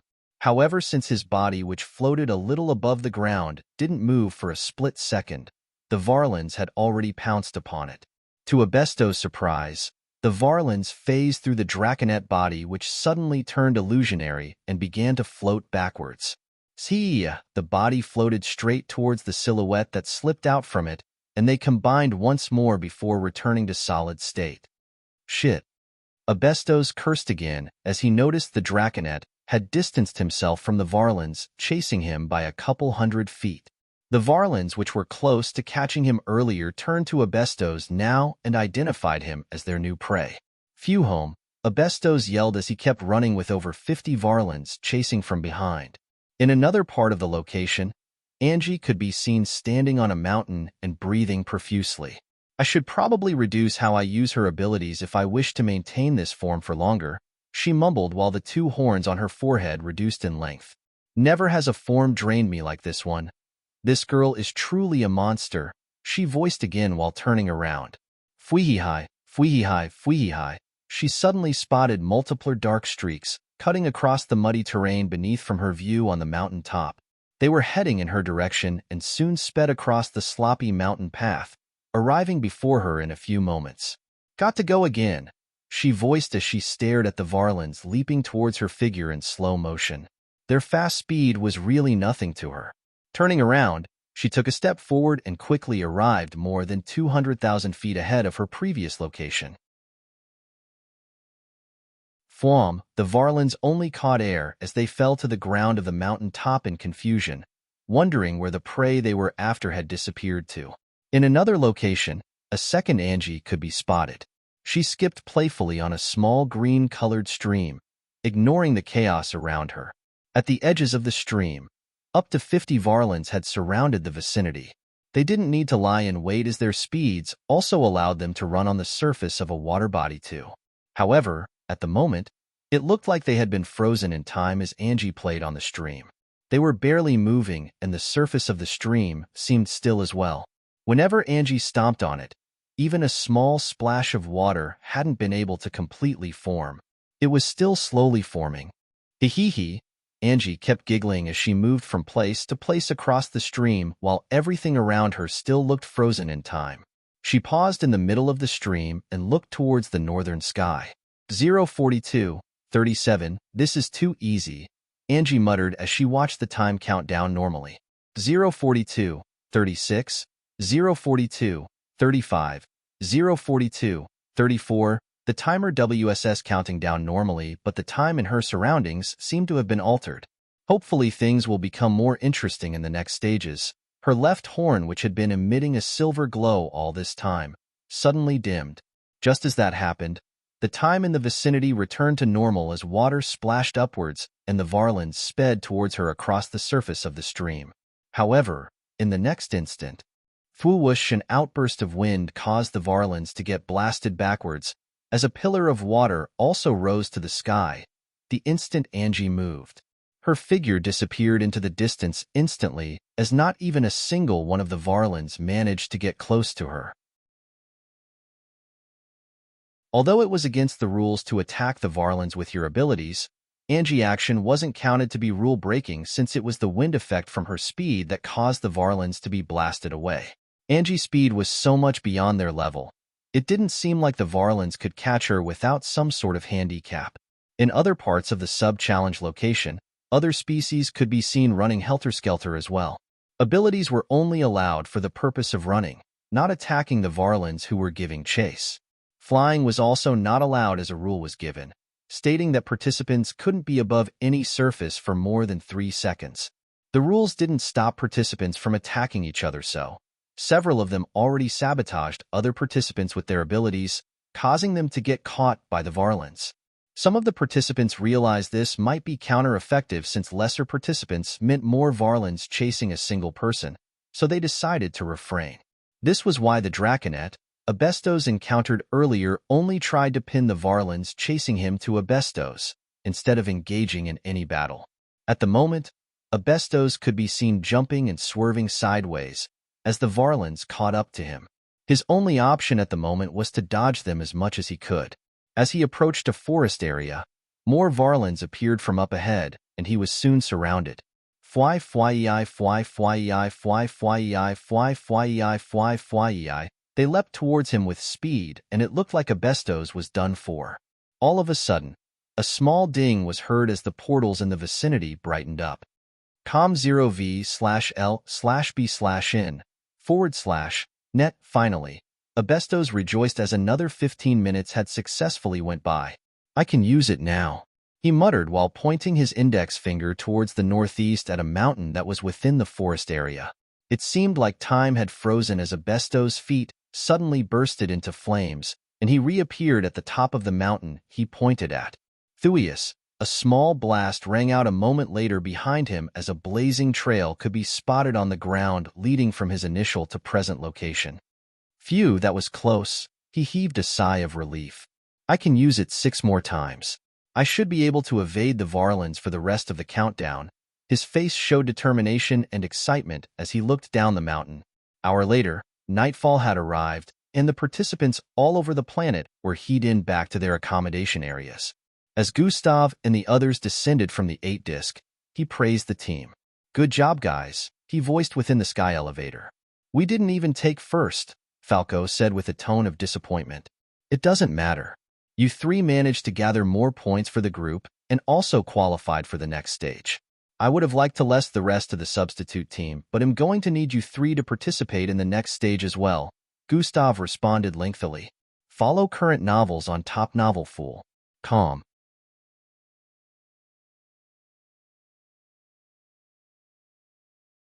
Chapter 1173 Facing a Panel. I would have liked to list the rest of the substitute team, but am going to need you 3 to participate in the next stage as well, Gustav responded lengthily. What if there come a time where we can't participate because we're busy with the main category? Fildhor asked. We'll cross that line when we get there, Gustav responded. Angie, Finks, Abestos, good job on your suits too, Gustav added. It was a piece of cake, Angie said with a smile. I can't wait for the next stage, she added. Nope, it wasn't a piece of cake for me at all. That Draconet nearly sabotaged the whole thing for me. Abestos shook his head. I saw, but at least you managed to get through to the next stage. Gustav tapped his shoulder twice. So long as I maintain Angie's transformation am good, Finks cut in. According to the announcement, the next stage is in 2 days, so you 3 can relax till then, Gustav stated. No rest for us. The next stage for the seismic climb is taking place tomorrow. Falco folded his arms. On the bright side, the river splitting challenge won't be completed till tomorrow, so the group will be free for the entire day. So until the second stage for the seismic climb starts, you 3 are also free, Gustav voiced in response. They arrived on the 9th disc, and the group decided to go spectate the ongoing river-splitting challenge. Gustav, on the other hand, excused himself and went off to a residential part of the 9th disc. Handed over, Gustav voiced within a hallway where a group of 10 could be seen. They had white heads, completely green eyes, and transparent skin. These were the Zionsi. Now hold on, Earthling. You can't just take it from him, the captain responded.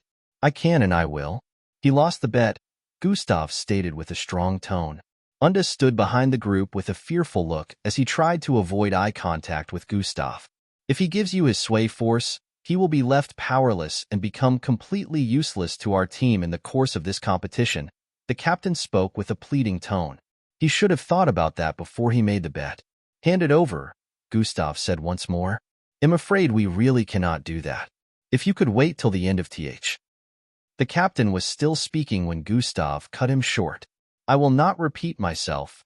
A dreadful aura began emanating from his being as he threw out a menacing gaze. Or what? Another teammate voiced as he stared back at Gustav with an unfazed expression. Yuzuki, stop it. Their captain quickly cautioned the teammate who had just spoken. Captain Alumo, we don't have to cower just because of his performance in the river-splitting challenge, Yuzuki voiced out. Participants are not allowed to fight each other outside of challenges too. And if he was to complain to anyone, he doesn't have proof that there was a bet, the other teammates added as well. Unda was starting to regain his confidence back as he realized his teammates had his back on the issue. You all better stop, T. The captain was about speaking again when Gustav cut in. All right, time up, Gustav voiced as he began to take steps forward. Step, step, step, step. Hey, you can't attack us. It's against the rules. Yuzuki's face turned tensed with every step Gustav took. Who said I was going to attack? I'm just going to take what is mine. The instant these words escaped Gustav's lips, his right foot also made contact with the ground. Fuho, a pinkish energy drifted from his being, spreading across the vicinity. What is? Yuzuki was about speaking again when he sensed an insurmountable force descending upon his entire body. Bam, bam, bam. He wasn't the only one feeling this as they began to fall to their knees one after the other while Gustav kept stepping forward. Captain Alumo was the only one who managed to fight against the force as he struggled to remain standing. However, his trembling knees were proof that he was having a difficult time as well. Sleep, Gustav's voice was like a mandate that couldn't be resisted. The Xionsis began falling face flat for the ground as they passed out one after the other. Their captain still remained the only one who kept fighting against the power as he tried activating his while a strong dose of drowsiness kept assaulting his senses. He tried to scream and fight, but he couldn't do so for long. As his body began to succumb, the last thing he saw before his vision faded was Gustav's hand on Unda's head. Unda was in a kneeling position, facing a completely different situation to his teammates. Bam! Captain Alumo's body fell to the ground, and he finally passed out. I can extract it, right? It seemed like Gustav was talking to himself, but this of course wasn't so. Yeah, in a couple of seconds, the system replied. A minute later, Gustav stared at the system notification in front of him with a satisfied expression. Xionsi Sway Force has been successfully extracted. Does host wish to merge the Sway Force with a bloodline? Oh, I can do this too? Interesting, Gustav muttered. Unda, thank you for your cooperation. You can go to sleep now, Gustav said to the person kneeling before him. Bam! Unda fell face flat onto the ground and passed out in the next instant. A couple of other species passing by this corridor stared with curious gazes before one finally moved in Gustav's direction. Fights are not aloe. It wasn't a fight. Gustav cut her short before she could complete her statement. Sprint has been activated. Gotta go. Gustav's voice trailed off as his figure left after images while he sped off. He didn't want to attract any more attention to himself here. Everyone wondered what happened as the Xionsi lay on the ground, like they had met their demise. Time went by very quickly and the next day arrived. Since all planets didn't get to participate in the river-splitting challenge the previous day, they had today to do that. Gustav headed out with the others to go spectate the challenge, but on his way, he was accosted by a group of handlers. Flyei, a rectangular floating platform, descended from the air and landed in front of them. Gustav Crimson, you're coming with us, the handlers on the platform stated with authoritative looks. The group had expressions of confusion as they wondered why the handlers' voices sounded hostile. Gustav instantly knew what this was about, but still decided to ask. This is about yesterday, isn't it? Yes, you are coming with us for questioning, one of the handlers replied. Gustav stared at them once more before replying. Okay, you guys go ahead. We'll catch up soon, he said to the others before stepping onto the platform. It floated upwards and soon disappeared into the southern skies before they were even able to ask what was going on. Does anyone know what happened yesterday? Angie asked with a worried expression. No idea. E shook his head. The others looked clueless as well. We better tell Miss Amy about this just in case, Timmy suggested. com/0v//Elbin // Net within a wavy-looking roofed building, Gustav stood in front of what looked like a panel within a large hall. They were seated on high transparent seats in front of the hall, which made them look exalted above all. Gustav stood on the left, while a bunch of Xionces stood on the right. They all had familiar-looking faces. Gustav Crimson, Captain of Earth, did you break the rules of Aesop by fighting outside of the competition? One of the exalted panel members questioned with a loud tone. Nope, Gustav replied. Then how did you successfully extract the sway force from a Xionce participant? Another one of them questioned. I just did. I didn't have to fight to achieve that, Gustav responded with an unbothered tone. Answer with truthfulness, as this could lead to your disqualification from participating in the rest of Aesop. The one who first questioned Gustav spoke again. Disqualification? Last I checked, no rules were broken, so just say so if you're looking to disqualify anyone unjustly, Gustav replied. Are you claiming you didn't make use of any special abilities against the Xionces yesterday? The panel member questioned. I did, but there was no fight, Gustav replied. How do? Just show a goddamn footage instead of wasting time.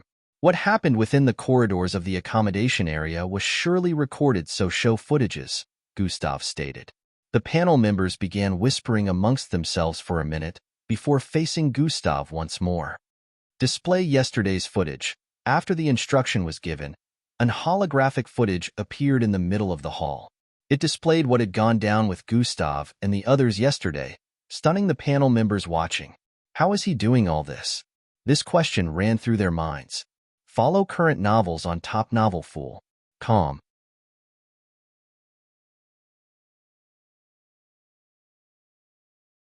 Chapter 1174 Show, is he doing all this? This question ran through their minds. It looks like there truly wasn't a fight. One of the panel members finally voiced out. The others nodded in agreement. But he assaulted us. Surely the panel will be just in meting out punishment. Yuzuki finally voiced out, as it seemed he had been holding himself back. It will be unjust for the panel to let Gustav go. He took my sway force. Unda stated as well. According to the footage, Gustav Crimson did make use of his abilities, but we cannot see it as an assault since he did not physically harm anyone, one of the panel members replied. I have lost my abilities because of what he did. He put his hand on me. That is assault. Unda yelled. Indeed, this part cannot be ignored.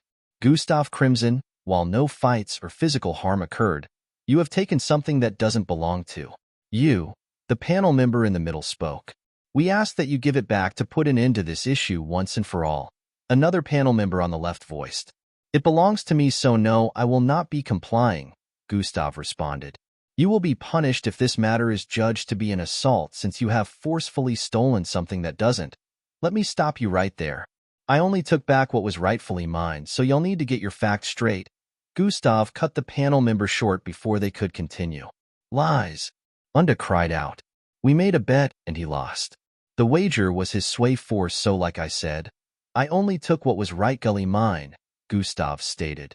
Dash, he is lying. Dash, this scum just assaulted us out of nowhere. Dash, he took it by force. The Xionce participants voiced out simultaneously. It's your word against theirs. Do you have proof? Witnesses that can back your claim? Upon the mention of this, Unda had a glint at the corner of his eyes. The group was sure that Gustav had no proof. Although Eldris and a few other teammates were witnesses, it was still going to be their words against that of the Xionces. P Alpha D Alpha, no one. Oh yeah, I've got evidence here. Gustav's statement shook the Xionce as they stared in his direction with shocked looks.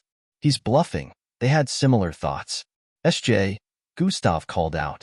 Xeonin, a translucent head-sized item, suddenly appeared out of thin air. A glowing fluorescent light, the size of a baby's palm, could be seen within, while its surface happened to be transparent and looked as smooth as glass. Display my time yesterday exchanging dialogue with that buffoon. Gustav pointed at Unda. The fluorescent glow within the sacred jewel suddenly glowed intensely, illuminating the entire hall for a moment. In the next instant, the surface of the sacred jewel began displaying a particular footage that was all too familiar to Zionsis and Gustav. Their faces dropped as the sacred jewel even increased the volume of the ongoing scene currently getting displayed. Dash, the Klaxosapes will win. Unda's loud voice reverberated across the hall. Minutes later, Gustav Crimson, you are free to leave. The panel finally granted Gustav freedom without any punishment after watching the footage completely. As for the Zionsi, chatter, scuffle. The panel and everyone within the hall was suddenly attracted by a ruckus at the entrance of the hall. You can't go in. You are welcome to try and stop me. Within all of the ruckus, a familiar voice drifted into Gustav's hearing. Fyi Roelfa Alpha Inu Amen. The next instant, a figure clad in all white robes appeared within the hall. What do you lots think you're doing? Miss Amy voiced the instant she stepped in. A powerful pressure instantly descended upon the entire vicinity, causing a deathly aura to permeate the air. This earthling. The panel members had shocked looks. Meanwhile, the Zionsis found themselves on their knees yet again. Miss Amy, stop, Gustav voiced out. I heard about what happened. Did they finalize the whole situation with a stupid verdict? Miss Amy questioned while walking towards Gustav. Actually, no. We just finished and I was about to leave, he replied. Oh, the dreadful look as well as aura permeating from her suddenly ceased. Her face warmed up as she arrived before Gustav. Looks like you took care of it, she said. Yes, it's fine now, Gustav replied. I'm late again. But it's surprising to see that some people in power can have sound reasoning, Miss Amy voiced while staring at the 5 panel members. Shouldn't you apologize for barging in and inconveniencing everyone this way? One of the panel members questioned. No, he shouldn't even be here in the first place, so next time, make your findings before bringing my student before any panel, Miss Amy replied before grabbing Gustav's arm. Let's go, she said while dragging him along as they walked out. The Zionsis had looks of devastation after Gustav and Miss Amy left. They had lost a teammate at this point, a teammate who was one of their core strengths. Now they would have to use a substitute to continue with Aesop. Gustav had met up with the others outside who had been worried and came along with Miss Amy. It turned out Eldris figured out it must have been related to the bed issue despite the fact that Gustav didn't inform him about it. Knowing Gustav, he was sure a scuffle must have gone down where Gustav probably had to take the wager by force. After he pieced things together, he informed Miss Amy, and they inquired to discover where Gustav was taken before they showed up. After the whole issue, they returned to the arena and for the rest of the day spectate the other planets who were still participating in the river-splitting challenge. Gustav kept taking notes of the other planets' participants, especially the ones that would pose the most threat to Earth. As expected, 3 more participants representing different planets managed to split the 10th river as well. Before the river-splitting challenge ended, Gustav took note of those who were even more powerful than the participants who managed to split the 10th river. Just as mentioned earlier, some powerful participants couldn't show more of their strength due to pairing against weaker opponents. Some participants were also trying to hide their strength, which was most likely because they didn't want others to be aware of their cards before the one-on-one battles arrived. In the span of 5 days, about 2 more main categories were completed. So far, the challenges had been types that would require the participants to use their abilities in specific ways and also follow a set of instructions as well as rules. Points were shared based on how the planet participants performed in these categories, and it was mostly high. Angie and Finks had managed to qualify for the last stage of the Varlin chase, which was holding the next day, while Abestos had been disqualified in the previous one. As for the seismic climb, Fildhor, Falco and Yonda reached the last stage, but finished at the 20th place. Gustav wasn't in any way disappointed with the results since they still managed to score a total of 620 points for Earth. Angie, Finks, and Abestos had only managed to score 300 points for Earth so far despite reaching the final stage of the Varlin chase. As for the other subcategories that kicked off, Gustav had the substitutes participate in them as he couldn't spare any main teammate in the last 2 days. Another subcategory would be starting the same day Angie and Finks would participate in the last stage of the Varlin chase. However, Gustav didn't have any plans of making a main team member participate.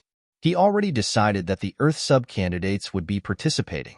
This WSS mostly due to the fact that a very major category would be holding a day after the last stage of the Varlin chase. This category happened to be a major one due to the fact that it was never reshuffled. This category was always in every ISOP, and this year it would be too. It granted the winner a total of 20,000 points, which happened to be way higher than many other categories. Gustav was looking forward to it, and also making plans as to how Earth participants would act. It's an entire week long. I think we'll have enough time to find each other, Teamy voiced within the main room of their accommodation area. I'm not sure you realize how large the 4th disc is. To make it worse, they're using a dimensional expansion machine, Falco stated from the side. So what? Who cares if it is 30 or 50 times larger than Earth? The Viander Egg category is an entire 3 weeks duration.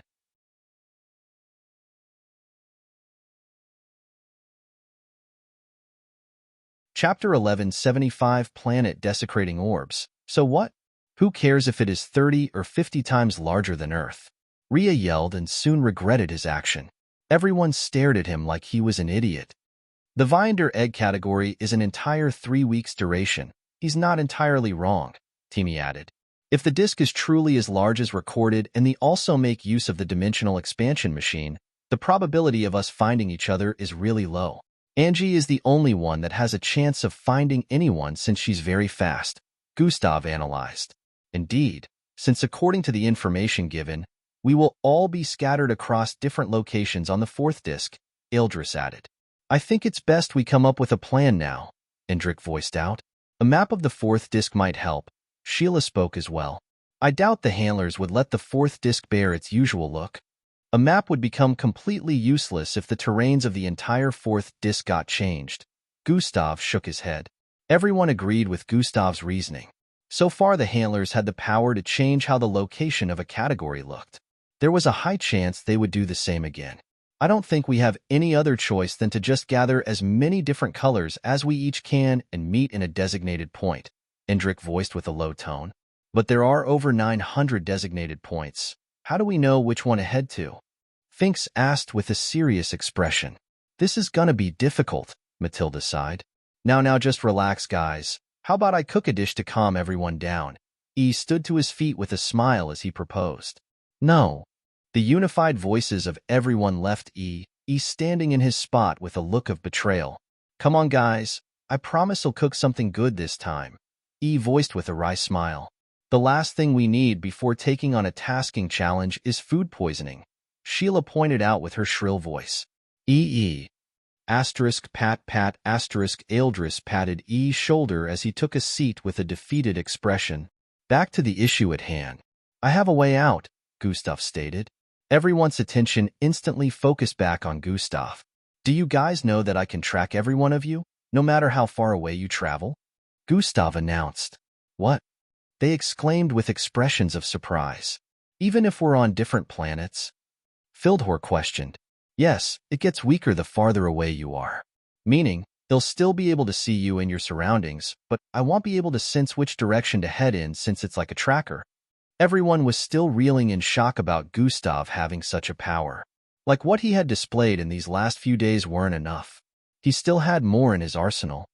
However, so long as we are on the same planet, we'll be able to do both. See everyone and pinpoint locations as well, Guziev explained. But that's just a one-way ability, no? We won't be able to see you or talk to you, but you'll be able to see us, Abestos inquired with a contemplative expression. That's where SJ comes in, Gustav replied. SJ? Everyone's faces showed expressions of confusion upon hearing this. Hours later, Gustav stood in the middle of a corridor with glass walls. He stared through the transparent walls towards the buildings in the distance. What are you worried about again? Angie approached from behind. We have only managed to accumulate a total of 19,000 points so far. There will be a huge gap if we don't win the Viander Egg Challenge, Gustav stated. And we're currently 6th position out of over 2,000 planets. So far, I think we're doing good, Angie said while wrapping her arms around Gustav from behind. Yeah, I don't want to lose though, Gustav replied. Don't worry, even if we don't take first place in this challenge, other challenges will still take place. Also, losing this category doesn't mean we can't acquire any points at all, Angie voiced with a comforting tone. Dash, you're right, but we haven't lost, haha. This is more fun than I expected, Gustav said while slowly turning around with Angie's arms still wrapped around him. I'm glad you're having fun. I hope Gustav Jr. will be less stuck up and be more of your current self. Angie placed her head on his chest at this point. Gustav Jr. I think I'll name him Danzo instead, but no, we won't be making a mini-me till after 2 years, Gustav replied with a light chuckle. Angie's face turned reddish at this point. We? You want me to? She stuttered while speaking. If not you, then who else? Haha, anyway, let's focus on the current task, Gustav said while separating from Angie. A little fun every once in a while wouldn't kill you, Angie muttered while pinching the chest area of her fabric and pulling it a little downwards. This time Gustav's face turned red as Angie's cleavage was exposed, displaying the smooth lumps threatening to spill out. Damn it. I gotta look away, she really got bustier, Gustav said internally. Are you just noticing that? Compared to the last 3 years, her chest is twice as large, her thighs are also. Shut the fuck up. You're making things worse, Gustav cursed internally as he felt blood rush to a certain part of his body. Cough cough, see you later, Angie. Gustav turned around and sped away. How is he still so shy after all this time? Angie smiled while shaking her head before recalling she was similar. Her face turned red. I love him, with all my heart, soul and body. The next day arrived very quickly. Gustav and the group didn't have to head to the arena since no main category was holding today. Only subcategories were taking place today. Angie and Finks would be heading to the 7th disc for the last stage of the Varlin chase. As for the other subcategories, Gustav had picked a couple of Earth substitutes to participate in them. As Earth's captain, he was still the leader or the substitutes as well, so he had to make sure he let right ones represent Earth in the subcategory that was suited them. Gustav wanted to witness the final stage of the Varlin chase in person, so he gave Eldris the task to take care of the rest. Fwyswish. com0/v/L/bin/bin/. Net on a large screen towards the east. A group of species could be seen running from a bunch of black round creature with cat whiskers. The black round creatures with cat whiskers moved so quickly, black streaks were all the screens could capture as they sped across the vicinity. Gustav, who witnessed the Varlins chasing the participants, was amongst the spectators who were able to properly follow the fast movements. They're already this fast in just 30 minutes? Glade voiced from the side. Yeah, that's more than 70 miles per second, Gustav analyzed. If they're already moving this quickly, then how fast will they be moving in the next hour? Matilda had a worried look on her face as she spoke. Cess red energy phased out of Gustav as he stretched his hand forward to touch the spherical balls one after the other. A couple of minutes later, all of the balls had turned from purplish to dark red while black electric arcs swam across it. The all emitted fierce destructive energy which the air to vibrate intensely due to their existence. Gustav went back to his seating position after imbuing them with more energy and looked upwards before whispering. Combine. He snapped his fingers. Sia, Sia, Sia. The spherical balls of destructive energy began to phase into one another at quick pace. With every combination, they grew larger and larger. A few seconds later, a gigantic building-sized orb had appeared. Thrya. The air sizzled with intensity upon the final product of the combination, causing weird reactions to the vicinity. Compress, Gustav voiced out. A space compression energy phased out of Gustav at this point, and the massive spherical orb began to reduce in size. Do you know what you just created? The system voiced with a slight tone of terror. A planet-destroying orb. Yes, I'll call it planet-desecrating orb, Gustav decided with a tone of delight. You are crazy. That thing can destroy a planet almost twice the size of Earth, the system yelled. Exactly why I call it backup, Gustav replied. Now let's make more, Gustav added. Did this idiot even hear what I just said? Hours upon hours passed and Gustav spent half the day creating more planet-desecrating orbs. He didn't stop even after creating more than 10 of them. This couldn't be called a backup anymore. It was more like a backup that had multiple other backups. Follow current novels on Top Novel Fool. Com.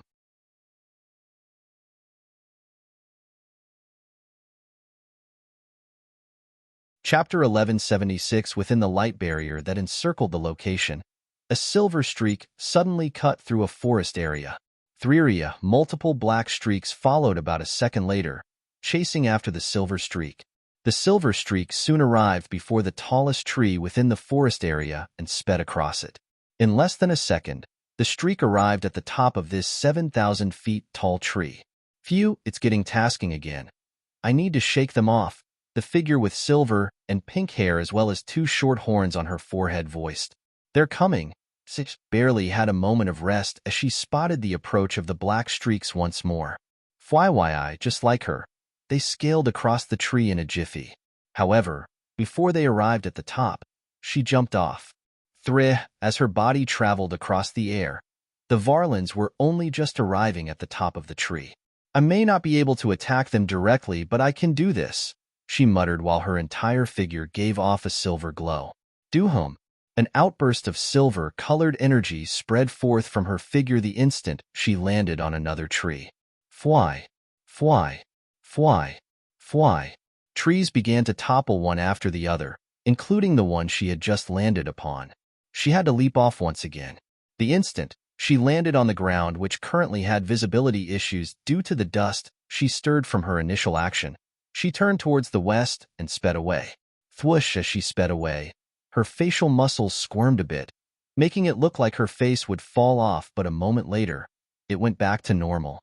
In another part of the venue, Angie could be spotted running sideways on a sloppy mountainside. Her body was in a slanted position like the mountain as she sped across its sloppy surface with no issues. That cave would have been a good hiding spot if there wasn't a portal right there, Angie muttered underneath her breath. No Varlins could be seen chasing her as she was moving at a speed that was more than twice theirs. Her feet were starting to cut lines into the mountain, so she decided to descend so as not to split the entire mountain by mistake. Oh well, this is still too easy, she muttered while speeding across a plain land. Flyei! Her figure blasted past another participant who was about to get caught by the Varlins. They instantly got attracted by her presence and turned around to give chase. However, they soon lost her due to speed and were unable to decide on which direction to head in.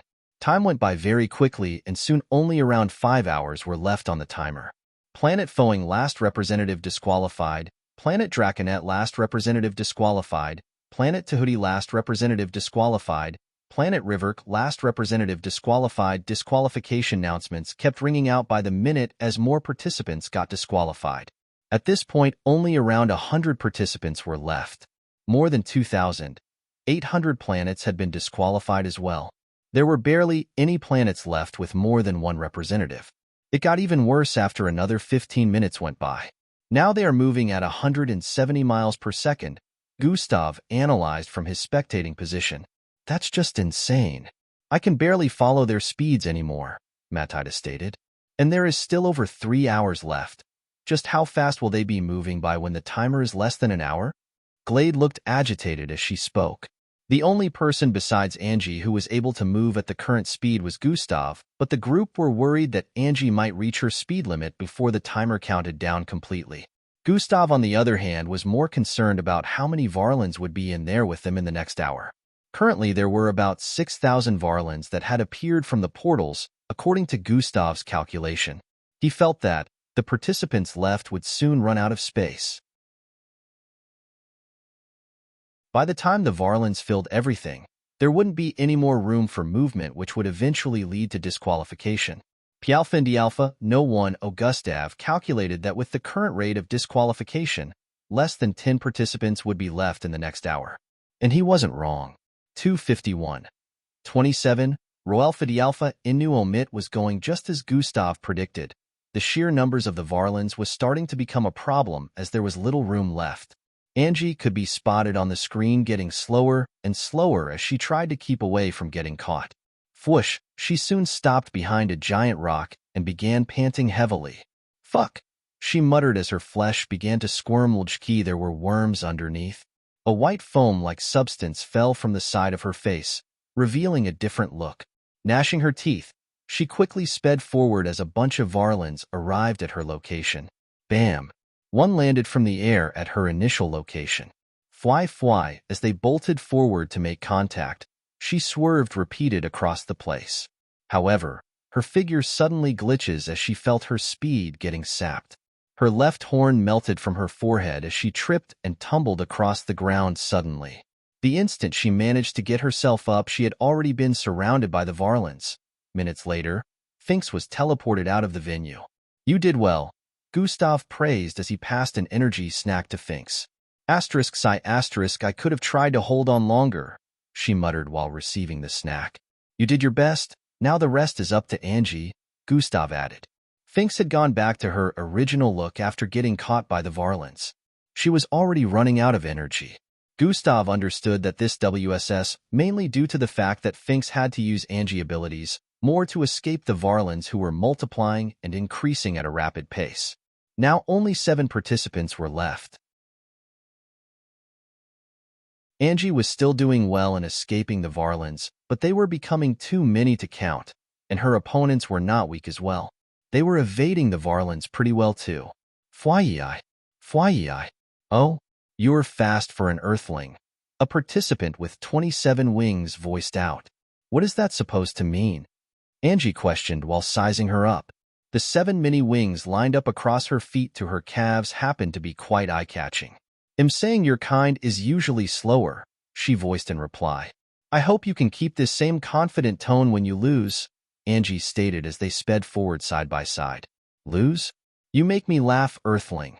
The female participant who happened to be a terracile chuckled before speeding further ahead. For whom, her speed went up to 1,500,000 feet per second. Angie squinted her eyes before increasing her speed as well. Fuhomsh, the land was getting split apart as these two sped side by side. Angie had caught up with her again. Oh, is it a race? Let me join. Let me join. Another participant with flaming limbs voiced as he approached from the left with an excited tone. A pericule? Looks like I need to show you life forms with lower speed. Your place. The terracile voiced as she increased her speed once more. Her face soon turned shocked as Angie and the other participant caught up with her in a couple of moments. One more soon joined their race as well as they sped across the vicinity of the sub-challenge. Winds were soon stirred up as these 4 ran non-stop, increasing their speeds occasionally. Despite the size of the venue, they had run across it more than 100 times in a couple of minutes. 0:25, 55. At this point, only 3 participants were left. Angie, Morov, and Vilken. These 3 were Earth, Terracile, and Pericule representatives. Due to their speed, no Varlin was able to approach them as they were currently moving at more than 2 million feet per second. They had created storms from their speed which kept blowing the Varlins away whenever they tried to approach the 3.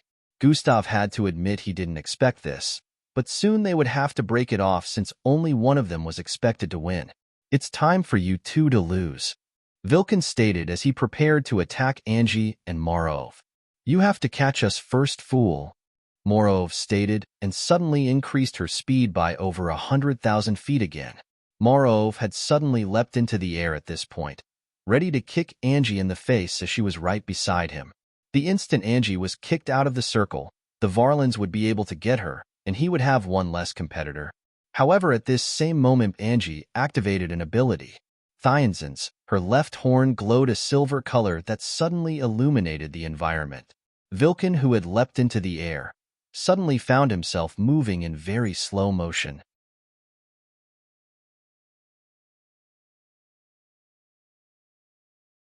Chapter 1177 Losing Consciousness, huh?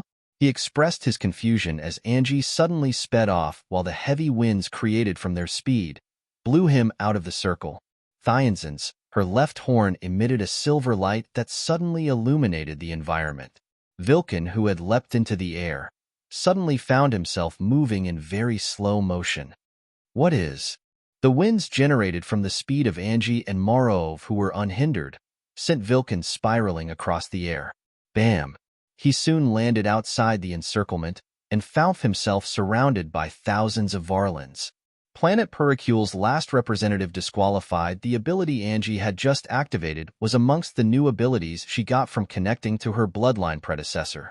It stole time and speed from a particular radius while other areas remained unaffected. Angie had already caught up once again with Morov, who kept trying to outrun her, but to no avail. 0:12:34 minutes went by and none of them had been caught by the Varlins. They were already in the last 15 minutes. The Varlins at this point were moving at over 300 miles per second, which was well over 1,500,000 feet per second. Despite how insanely fast this was, they weren't able to keep up with Angie and Morov. The Varlins got pulled into the storm that was still maintained from their speed and kept swirling about. At this point, it looked like they would both get to the end of the timer. The handlers hadn't expected this and only wanted one winner. Initiate the merge, the handler in charge of sub-challenge instructed. Daidihian, a beam suddenly descended upon the venue of the challenge, drawing the attention of the spectators. The instant this beam appeared, all of the Varlins started getting pulled into it, and the storm generated from Angie and Marov's speed disappeared. Atheiath. A loud roar rang out from within the beam the instant all of the Varlins got sucked completely into it. The beam disappeared in the next moment, and everyone could see an enormous Varlin in the middle of the venue. It was up to 3,000 feet tall with a long 400 feet long tail and massive whiskers. Its eye gleamed a dangerous white light as its massive black body moved. "That is troublesome," Falco muttered. Zian, Morov, and Angie suddenly felt a mighty pull the instant the Varlin moved. It suddenly appeared in front of them with its massive paws swinging downwards. FYI, Angie stepped towards the left instantly, barely missing the paws as they landed on the ground. Boom! Gusts of winds blasted across the vicinity, slamming heavily into Morov and Angie the instant they escaped the paws. Angie found herself spiraling across the air from the sudden contact of the shockwaves along with Morov. com/ov/elb/in/. Net the creature swung both of its paws downwards once more in their directions since it was large enough to reach both of them without moving. This happened to be the deciding moment as both participants looked like they would be disqualified in this moment. Thyriathian, Angie's left horn suddenly gleamed once more with the silver glow as the right paw of the Varlin slowed in descent for a moment. HNNGHH. She groaned as she landed on her feet before it made contact with her. Thus, turning to the south, she blitzed off, appearing more than 1,000,000 feet away before its paws landed on the ground. Boom! It sounded like a nuclear weapon had gone off as its paws slammed onto the ground. The right one descended before the left due to Angie's interference. Planet Terracile last representative disqualified, now only Angie was left in the last stage. However, the others didn't rejoice yet. Morov got disqualified because the rules of the challenge did not allow flight, which meant she was incapacitated till she landed on the ground.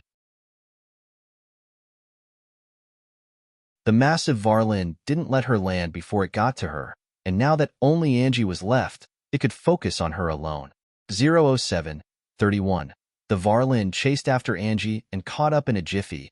It began slamming its paws down occasionally to disrupt the entire environment. Whenever this happened, Angie's entire figure would be thrown into the air, and the Varlin would try to catch her in midair. However, Angie would take away part of its time and speed, giving herself the opportunity to escape. This happened over and over and over again till only a minute was left. 0:00:59. At this point, Angie was weary and blood was oozing down her nose and forehead. She had nearly drained herself completely, repeatedly using that ability.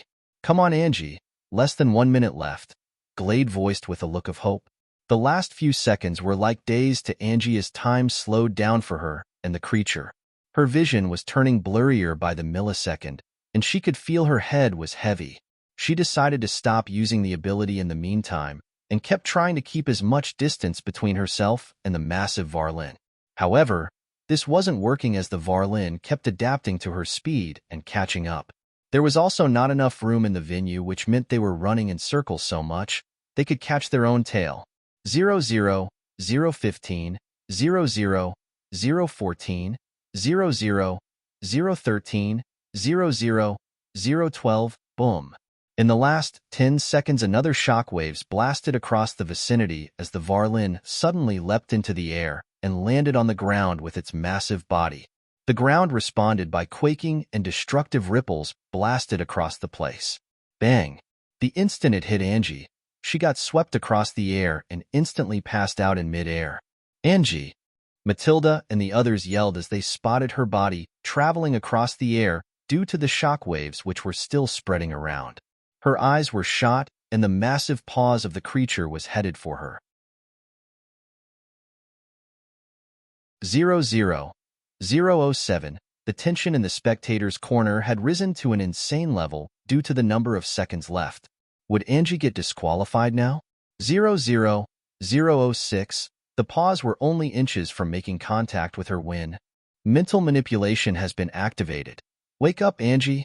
She suddenly heard a familiar voice in her mind, causing her to open her eyes at the last moment. Thia-thia-hyan. A silver glow suddenly coated the tip of Angie's right horn this time, and an unexpected phenomenon occurred. Zia, as the silver glow from the tip of her right horn spread across the vicinity, the massive Varlin paw suddenly paused along the rest of its body, then began to reverse. Its actions began to reverse, with its paws rescinding and its leap into the air retracting along with the effects it brought. The distance between Angie and the creature suddenly increased as her right horn glow disappeared. Core!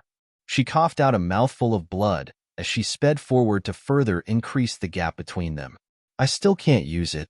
Seconds later, the Varlin chase last stage has ended. Earth wins. Plus 700 points to Earth. Loud cheers reverberated across the vicinity as Angie's unconscious figure was teleported out of the venue. Gustav and the others quickly ran to where she was receiving medical treatment. That ended up being way intense than I expected. As the Varlin chase came to an end, the spectators moved to other parts of the 8-disc where other subcategories were ongoing. Other subcategories had long begun, but Gustav wasn't interested in spectating their substitutes.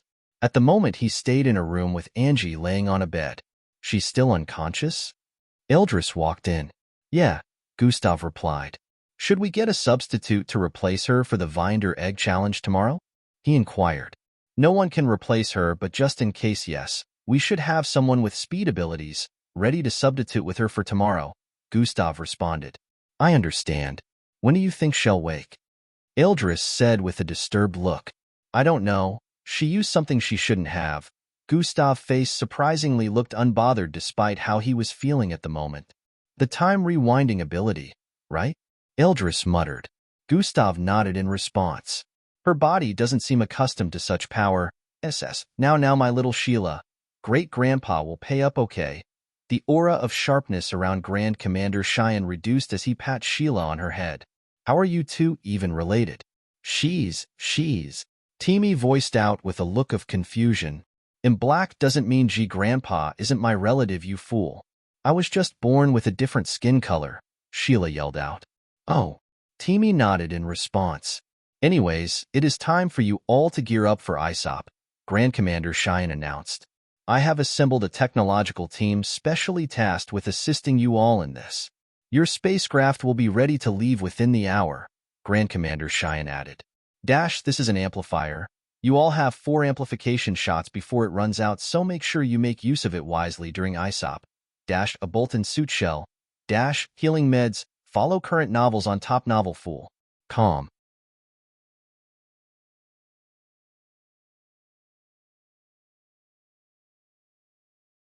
Chapter 1178 Vinder Egg Challenge. What better time is there than now to go all out?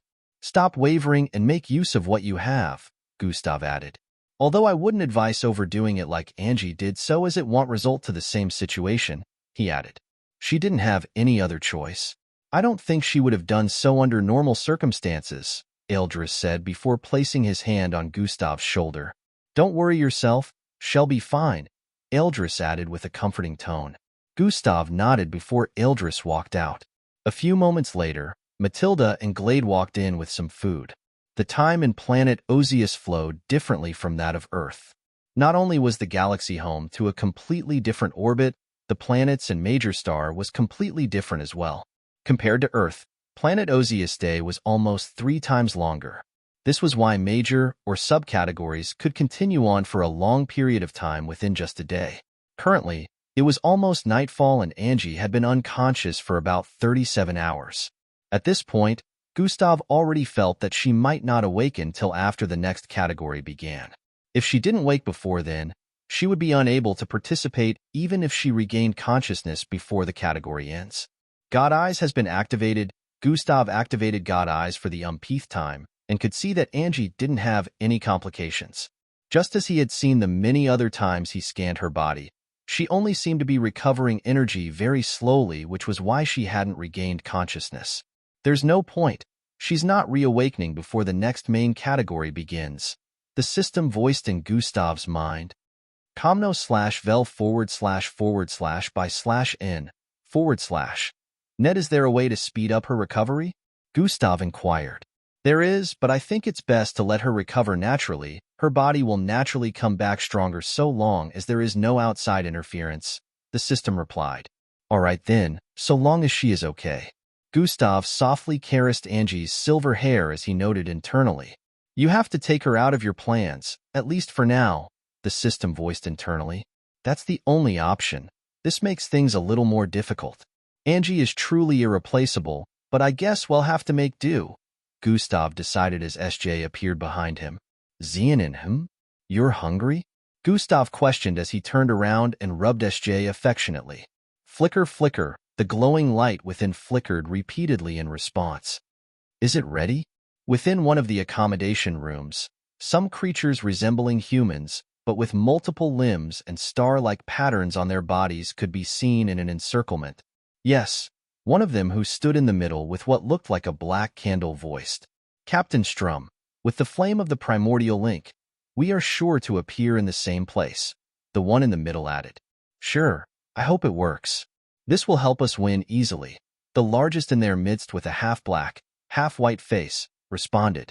In another accommodation location, a group with acorn-shaped whiteheads were also holding a meeting. I must kill that earthling.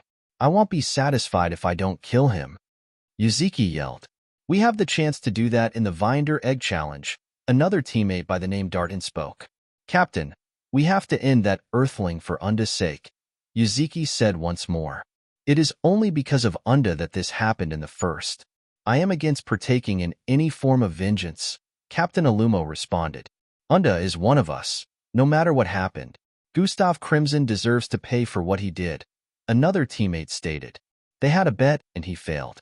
It is the consequences of his own actions. Drop it, Captain Alumo voiced with a tone of authority. His voice reverberated across the place for a couple of seconds, causing silence before he spoke again. Now we have more important matters at hand. The Vinder Egg Challenge, Captain Alumo. In another accommodation location, a similar scene could be seen playing out with a different group of species. It is best we use this to eliminate some competition, one of the flaming-headed species voiced. Give me a list of participants you have in mind. The next day arrived in a jiffy, and the participants began leaving for the 4th disc. As for the spectators, the arena on the 9th disc would be displaying the challenge from start to finish on the multiple screens floating in mid-air. The Vinder Egg Challenge would be holding for a duration of 3 weeks, so the spectators were bound to not witness the entirety of it, but a lot of them had vowed to witness most of it. We are here today with following participants. Who do you think would win the Vinder Egg Challenge? A couple of Earth reporters who were allowed to come witness ISOP in person questioned some of the participants on their way to the 4th disc. Floating cameras that transmitted the footages back to Earth could be spotted around them. We will win, of course. None of them can stand against us, one of Foing representatives stated. Who are you most wary of? Another reporter questioned. Strum, Vilax, Erland, Phyrus, and Crimson. They still can't hold a candle, one of them answered. Who are you most wary of? The reporters would occasionally ask the participants they came into contact with. Crimson, Strum, Vilax, Phyrus, Irond, Volume 10. Vilax, Strum, Volume 10, Crimson, Strum, Gasula, EE, Indrik, Strum, Crimson, Phyrus, Iron. While everyone had a list to give, certain names always popped up every time from different species. The participants had been taking note of the opponents who had been performing the best out of over 50,000 participants. The Earth reporters approached yet another group with multiple limbs and star-like patterns on their bodies. Captain Strum, who are you most wary of?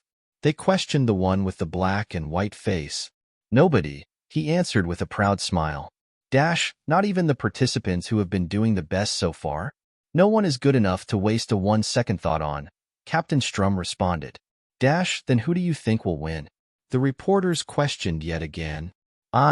Captain Strum stated before walking away with his teammates. Just after they left, a group with dark clothes covering their entire body also passed as well, emitting a dreadful energy. Is that?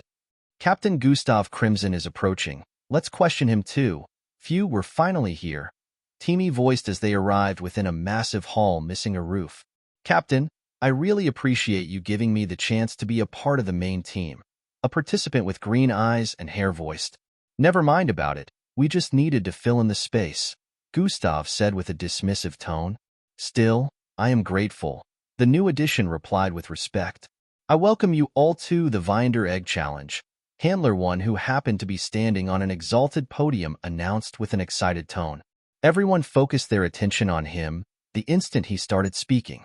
As you may already be aware, this challenge will be holding for 3 weeks, and your tasks are as follows. True Ion, an holographic projection of different colors of eggs soon appeared before everyone. These eggs were up to 3 feet tall, and the colors they each had were violet, indigo, orange, neon, dark red, ultramarine, raisin black. The colors of the eggs displayed on the holographic screens were specifically listed out as Handler 1 resumed briefing them. One of each with the colors listed must be found and combined at the designated points. The combination of all 7 eggs with each color would form a Vinder egg, which of course gives a certain amount of points. The team with the highest number of points at the end of the 3 weeks is the winner, Handler 1 explained lengthily. A small piece of block. This male avoided the lightning strikes from above, and even parried them sometimes as the small piece of block kept taking him forward. He is getting there, Glade voiced out. Do you really think he can surpass Fildhor's record? Falco questioned. Doubt it, Timmy and Glade responded at the same time. They briefly glanced at each other before turning away. On the screen, a golden-colored lightning bolt suddenly descended from the sky and landed right in the turbulent sea. For whom, the sea suddenly rose with intensity, throwing the purple-haired male high into the sky. The piece of block kept spiraling intensely in the air as he reached out to grab it. However, before his hand could make contact with it, thrara, 7 lightning bolts descended from 7 different positions in the sky and struck him down. Bam! His figure evaporated in the next instant, and a display of Game Over was shown on the holographic screen. Some of them let out disappointment sounds as a figure who was standing up ahead pulled a transparent helmet off his head. This was the same person who had been displayed on the holographic screen. He had a face full of smiles, even though he was a bit disappointed as he approached the group. I tried my best, Dennis voiced out. Yeah, you tried. Some of them nodded. I will break the record. One of them, who was flat-faced, voiced out with confidence. We should probably go and join the others in training, Falco said to Timmy and Glade. Follow current novels on Top Novel Fool. Com.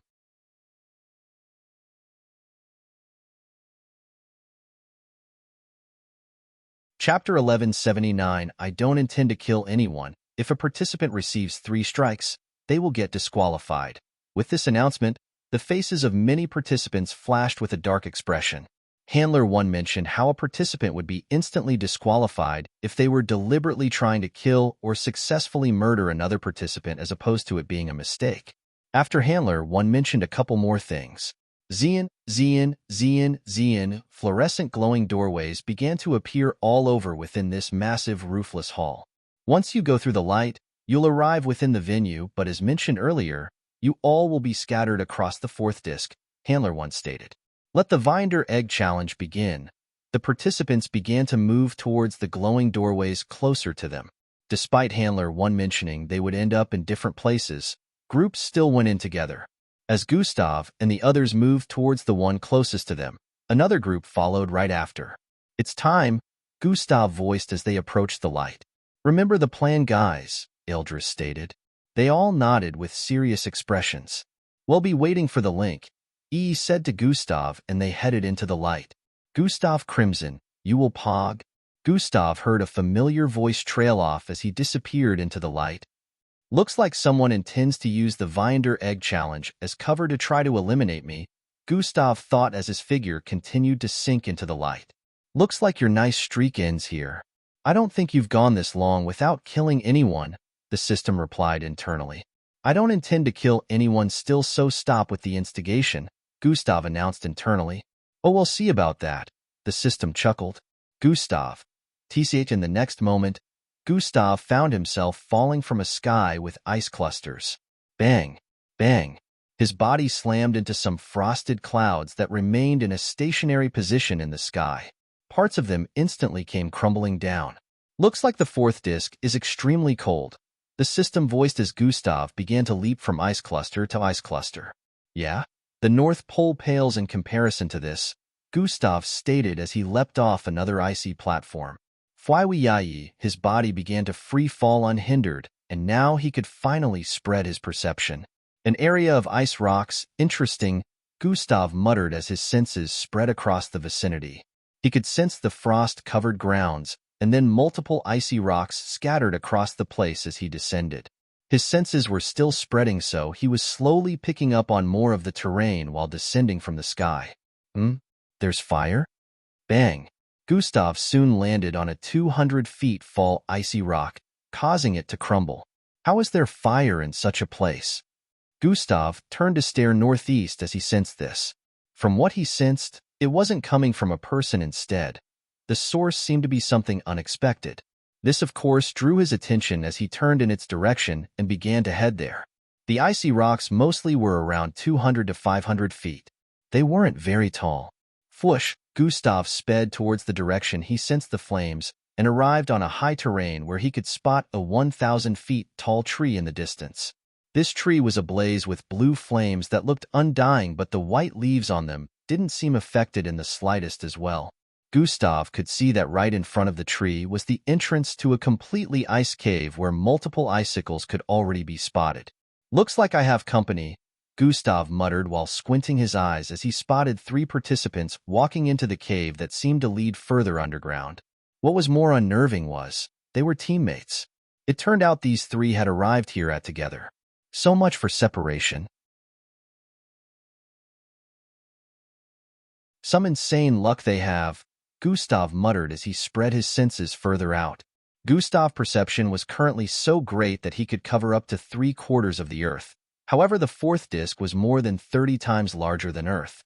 With the current challenge, the dimensional expansion machine had been used to make it an even larger landmass. It was impossible to tell how big it was presently. Despite how far Gustav spread his senses, he couldn't find a single Earth participant. Unfortunately, he discovered there were more participants in the vicinity who were headed in this direction. The eggs tend to be found easily underground than in other places.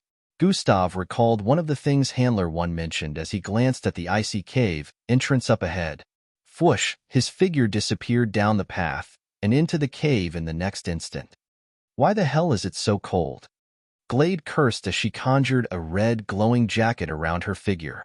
As she tried looking around, all she could see was a thick layer of fog that affected her senses. All she could tell was, she was on a sloppy terrain. Bam! Who the? She was about to curse as her figure bumped into someone, when she noticed who it was. "You again?" Teamy voiced with a look of shock. That's my line, dweeb. How are you here too?" she questioned. "Don't tell me we somehow got linked again because of that?" Teamy forehead scrunched. "Yeah, it is the only explanation."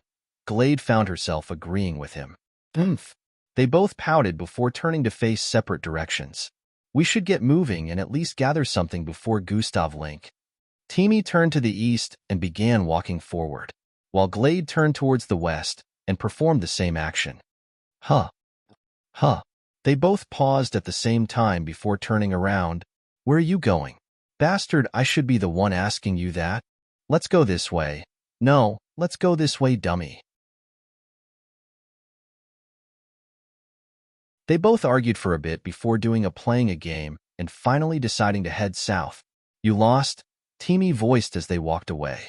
You too, idiot, Glade replied while her tail rose in frustration. Would it kill you to be more ladylike? Ladylike? What's that? Is it a training regimen? Facepalm, they both soon arrived outside the foggy area after traveling for a bit. Just as suspected, they had been on a sloppy terrain all this time. As they arrived outside the fog, they realized they had been walking down a frosted hill. At the bottom of the hill were buildings of sorts made from ice. However, there weren't just buildings up ahead. There were also people. For who both of them activated their bloodline at the same time, causing their bodies to emit reddish glows. You ready? Teamy questioned. Yeah. Glade eyes squinted upon response. Let's go. Atop what seemed like a frosted statue, a teenage-looking kid with dark curly hair could be spotted in a squatting format. He looked down upon a terrain filled with icy mountains. The frosted statue was shaped to resemble a bird with 4 massive wings. It was very large and seemed to be resting on a mountain top as well. This reminds me of there. The dark curly-haired figure muttered. A green dotted glow appeared on his forehead in the next instant, along with a familiar voice. Indeed, but the frosted medieval kingdom was a much pleasurable sight compared to this. Fusarious' voice rang out. Bang, bang, boom. The sounds of collision rang out as a battle played out in the distance. Well, this is to be expected since they landed together in a location that happened to have eggs on display in the frost. Indrik voiced as he kept watching the battle between a couple of participants. Do you intend to take the eggs? Fusarious questioned. I do. Once someone wins, Indrik replied. I hope you are aware that you are not the only one waiting, Fusarious voiced. I am. In the end, it will be a matter of speed and timing, Indrik responded once more while his eyes darted across the vicinity. Bang. Talk about inconvenience. Eldris mumbled as he slowly retracted his fist from the gut of a white spider-like creature. What a way to spawn, right? Replied from the side as snapped his finger. Thur. Bam. Thry. Bam. Thry. Bam. 6 vortexes opened above them and creatures' boxy parts began to fall from them. Limbs, skull, teeth, internal organs and the likes just kept raining down. You say it like it's a video game. Eldris chuckled upon hearing ES' response. I'm saying, bro, there's no way these handlers niggas didn't play games from Earth. Voiced with an excited tone. Haha, that may be the case, but then we have to gather any color of eggs we can find before Gustav's link. Eldris reminded of the most important aspect after they had finished dealing with the creatures in the vicinity. Follow current novels on Top Novel Fool. Calm.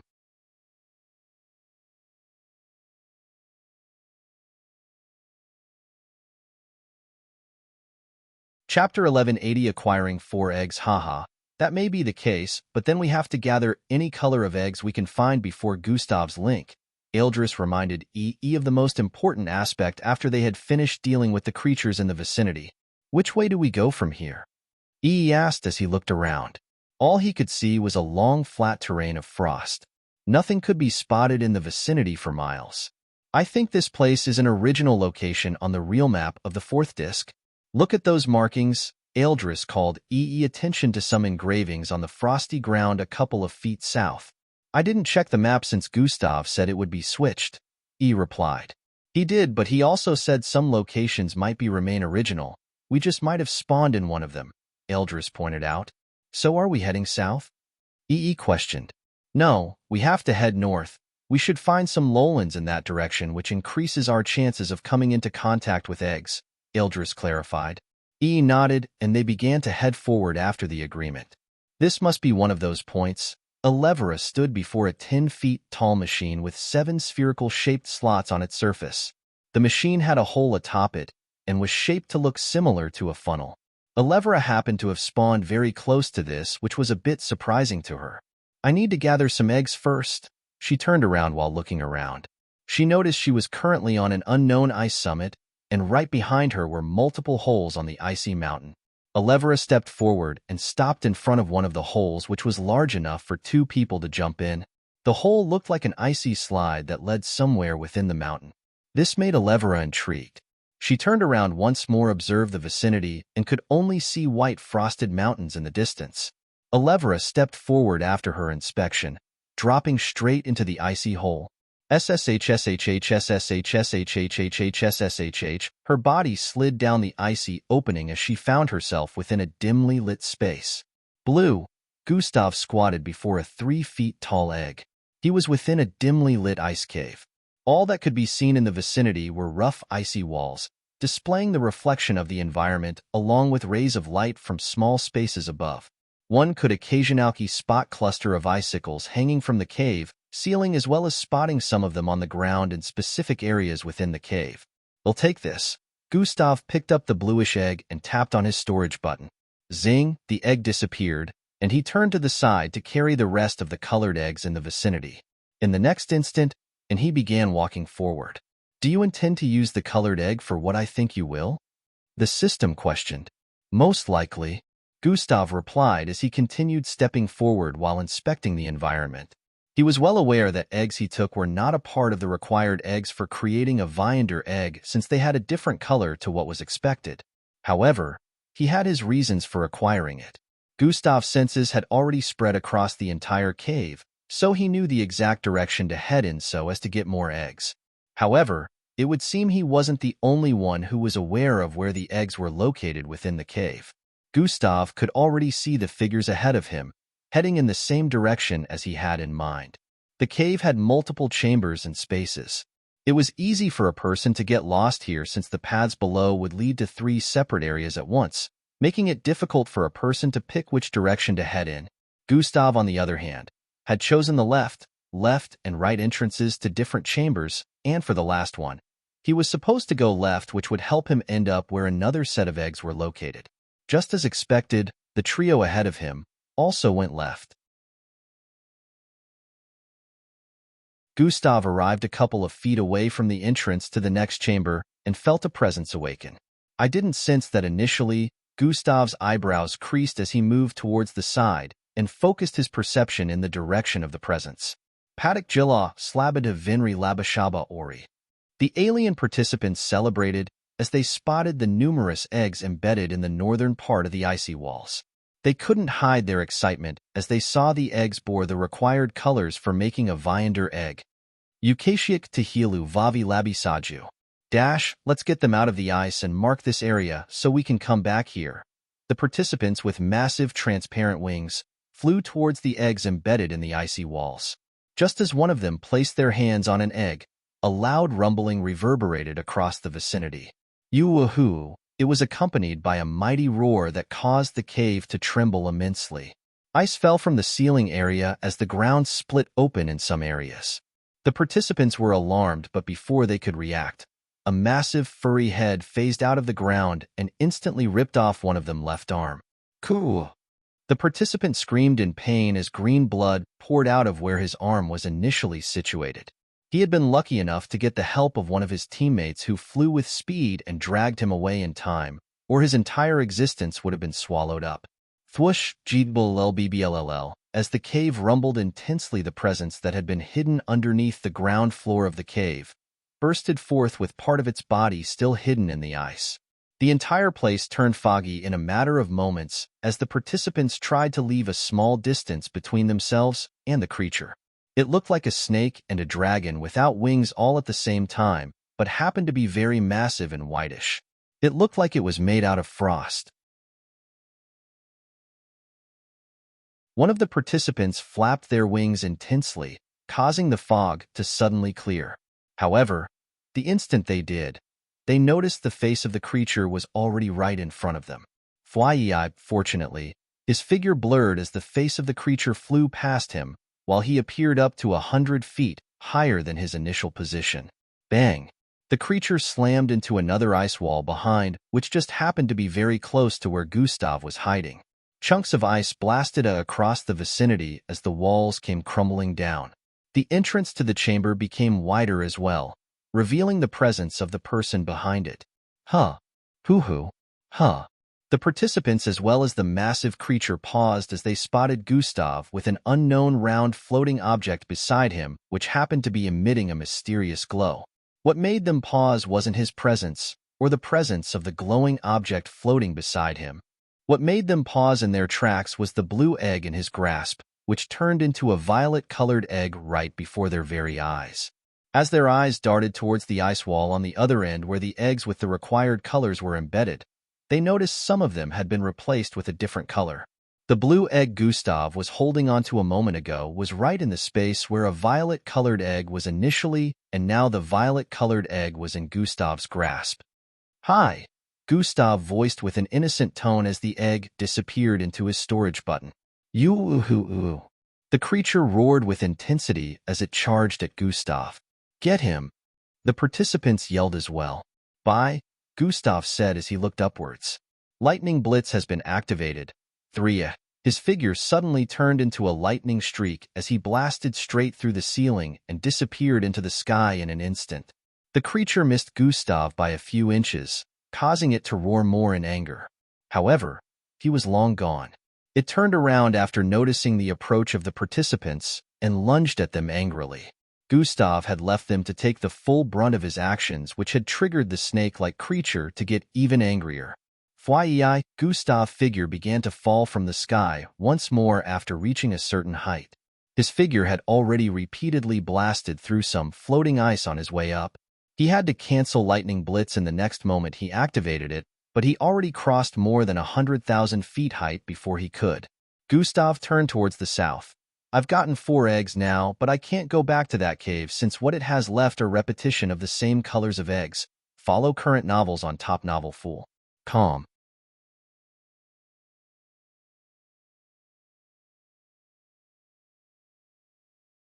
Chapter 1181 Gustav turned towards the south. "I've gotten 4 eggs now, but I can't go back to that cave since what it has left are repetition of the same colors of eggs. Best to head this way." He decided. His wings sprouted out of his back. Fyi, he flew off into the distance in the next instant, leaving a whitish hue across the sky due to his speed. "Shit, why are these idiots after me?" Finks cursed as she sped across the surface of a frozen in an unknown location within the 4th disk. Finks found herself running from a duo who wouldn't stop chasing her. The duo had white heads and transparent skins. They were obviously participants and not the dangerous beasts that were said to lurk on the 4th disk. Finks, who had this moment, had her natural look, was finding it difficult to escape them. "Stop running, Earthling!" One of them yelled and created multiple icy hurricanes up ahead. Finks, who was aiming for a particular cave up ahead, had to change direction due to the incoming hurricanes. Massive icicles began to get pulled into the hurricane and started getting flipped out like arrows getting fired off a bow. Finks wasn't very fast, but she wasn't too slow either, and managed to evade the icicles shooting from the hurricanes in her direction. Bang! Bang! Bang! She managed to evade the 6th one by a hair breadth, which gave her a small bruise on her left arm as it shot past her and stabbed into the icy surface behind. It seemed as though the duo in pursuit could manipulate the hurricanes easily to their utmost desire even after it had been formed. Finks kept running after changing directions and finally came across another icy cave entry. She managed to get through it this time, and both participants also abandoned the surface to infiltrate the cave entrance as well. Close to a minute later, they came across another duo who were also participants, but from a different planet. They had reptile-like head with purple mohawk growing out the middle of their head. Both participants looked no different from each other. Finks was nowhere to be found. "Did you see anyone pass by here?" They questioned the duo, one of which happened to be leaning on the other for support. "They went this way," the one holding up the other participant voiced. One of the other two who had been chasing Finks spotted a small drop of blood running down the neck of the participant. Joe was leaning on the other. However, they didn't make much of it and headed in the direction this participant pointed them in. Phew, the participant who was supporting the other heaved a sigh of relief after the other two left. They slowly helped the one who was leaning for support down. "I apologize for this." A familiar voice was heard from the participant mouth. They turned around at this point and headed out of the cave. I need to gather eggs. In a flash, 3 days had gone by, and during this time, the participants had been trying their best to acquire eggs. Some had already acquired different colors of eggs already, but it was unknown how many had managed to form a Viander eggs. There were a lot of issues ranging from acquiring eggs to finding the ones with the required colors. During the briefing with Handler 1, he already mentioned that there would be other colors of eggs that weren't amongst the Viander required eggs, and that these eggs bore no importance. It was also possible to acquire a color of egg that was awfully close to that of the required egg, which was another reason the participants had to be careful. Handler 1 had also mentioned that the eggs could mostly be found underground, but what he hadn't mentioned was the repetition of colors. It was impossible to find all of the eggs with the required colors in a single place. There could be tens of eggs with the same color, which made it even more difficult to acquire a complete set required for creating a Viander egg. Fights would occasionally break out in different areas due to groups or individuals spitting another color of egg they hadn't acquired at the same time. An opposing participant also spotted it. The Earth participants were still waiting for Gustav's link, but as agreed earlier on, they were gathering as many eggs as they could in the meantime. They had dimensional storage buttons like Gustav did, so storing the eggs they had acquired wasn't an issue. They could take as many as they wanted. Gustav hadn't picked a designated point for everyone to meet up at first because he wanted to acquire a full set of color variety necessary for creating a Viander egg. So far, he had only gotten 4 colors: dark red, neon, orange, and blood. Inu Omblu, of course, was useless, but these were the current 4 colors he had in his possession. He had more than 4 eggs in total, but the rest were replications of the same colors. He had visited more caves in the last few days, but without any luck. Gustav felt the frosty caves within a particular radius most likely had the same color variations. Due to this, Thogjt had decided to distance himself more from where he had managed to acquire his first eggs. After continuous flight throughout the last night, Gustav could sense another flaming area in the distance. His mind instantly reeled back to when he found one in front of the first cave he visited. Could it be? Gustav's mind formed a myriad of possibilities as he closed in on the source of the flames. Fwai, he arrived there moments later and landed on a plain icy ground. Bam! Roelfa Dialpha and Nuamed heat spreading from the flames were proof that it was authentic, but there was no logic behind how the leaves and branches were not affected in the slightest bit. However, the wonders of this tree didn't draw Gustav's attention as much as the cave that happened to be a couple feet ahead. Just like the last cave he got into, this one also happened to have a flaming but unaffected tree mounted right in front. Gustav had suspicions and speculations running through his mind at this point, but he wasted no time before heading into the cave which led him underground. Fusash, he sped through the chambers, inspecting them one after the other. Minutes later, Gustav was back outside the cave entrance with a look of contemplation on his face. Since it's looted already, you might as well just check the others around, the system voiced in his mind. Yeah, but to prove my current speculation, I would need to find another one like this. If I manage to find new colors within the ones around here, Gustav voiced out loud. I guess. Can you sense it? The system questioned. Sense what? Gustav inquired. I guess not, the system voiced in response. Sense what? Gustav asked once more. Just keep going. The system refused to elaborate. Gustav decided not to ask anymore, knowing the system wouldn't spill, but he already had an idea of what the system was referring to. In his mind, he was 99% sure he was correct. Fwai, his figure blurred as he leapt into the sky. Boom! The ice caved in at his initial location as a ripple of frost blasted in every direction. Fuhum! His body traveled across a distance of more than 50,000 feet before he began to descend. Frosted rocks could be seen scattered across the vicinity as his figure descended. Bam! He landed at the top of an icy rock few moments later and happened to witness a battle ongoing between a couple of participants. Bang! Bang! Bang! Attacks were being hurled left, right, and center as the participants battled for reasons which obviously pertained to the eggs. Chunks of ice blasted across the vicinity, and the ground caved in multiple areas as powerful attacks collided. Gustav wasn't interested in their fight and didn't intend to be dragged in, so he spread his senses across the vicinity even more, infiltrating the caves around. Unsurprisingly, there were other participants underground, and he also found out that all the caves around here connected to each other. God Eyes has been activated. His sight phased through the layers of thick ice and arrived underground, giving him a clear view of the chambers. Just like the initial cave he checked before coming here, he could see holes in the icy underground walls. These holes were the same size as the eggs, which depicted a single thing. The caves had been looted. Gustav heaved a sigh of disappointment after the discovery and was about leaving when he thought of something. You're tuning into the Warrior Lore YouTube channel. Don't forget to subscribe and join us on this journey to catch the most captivating stories.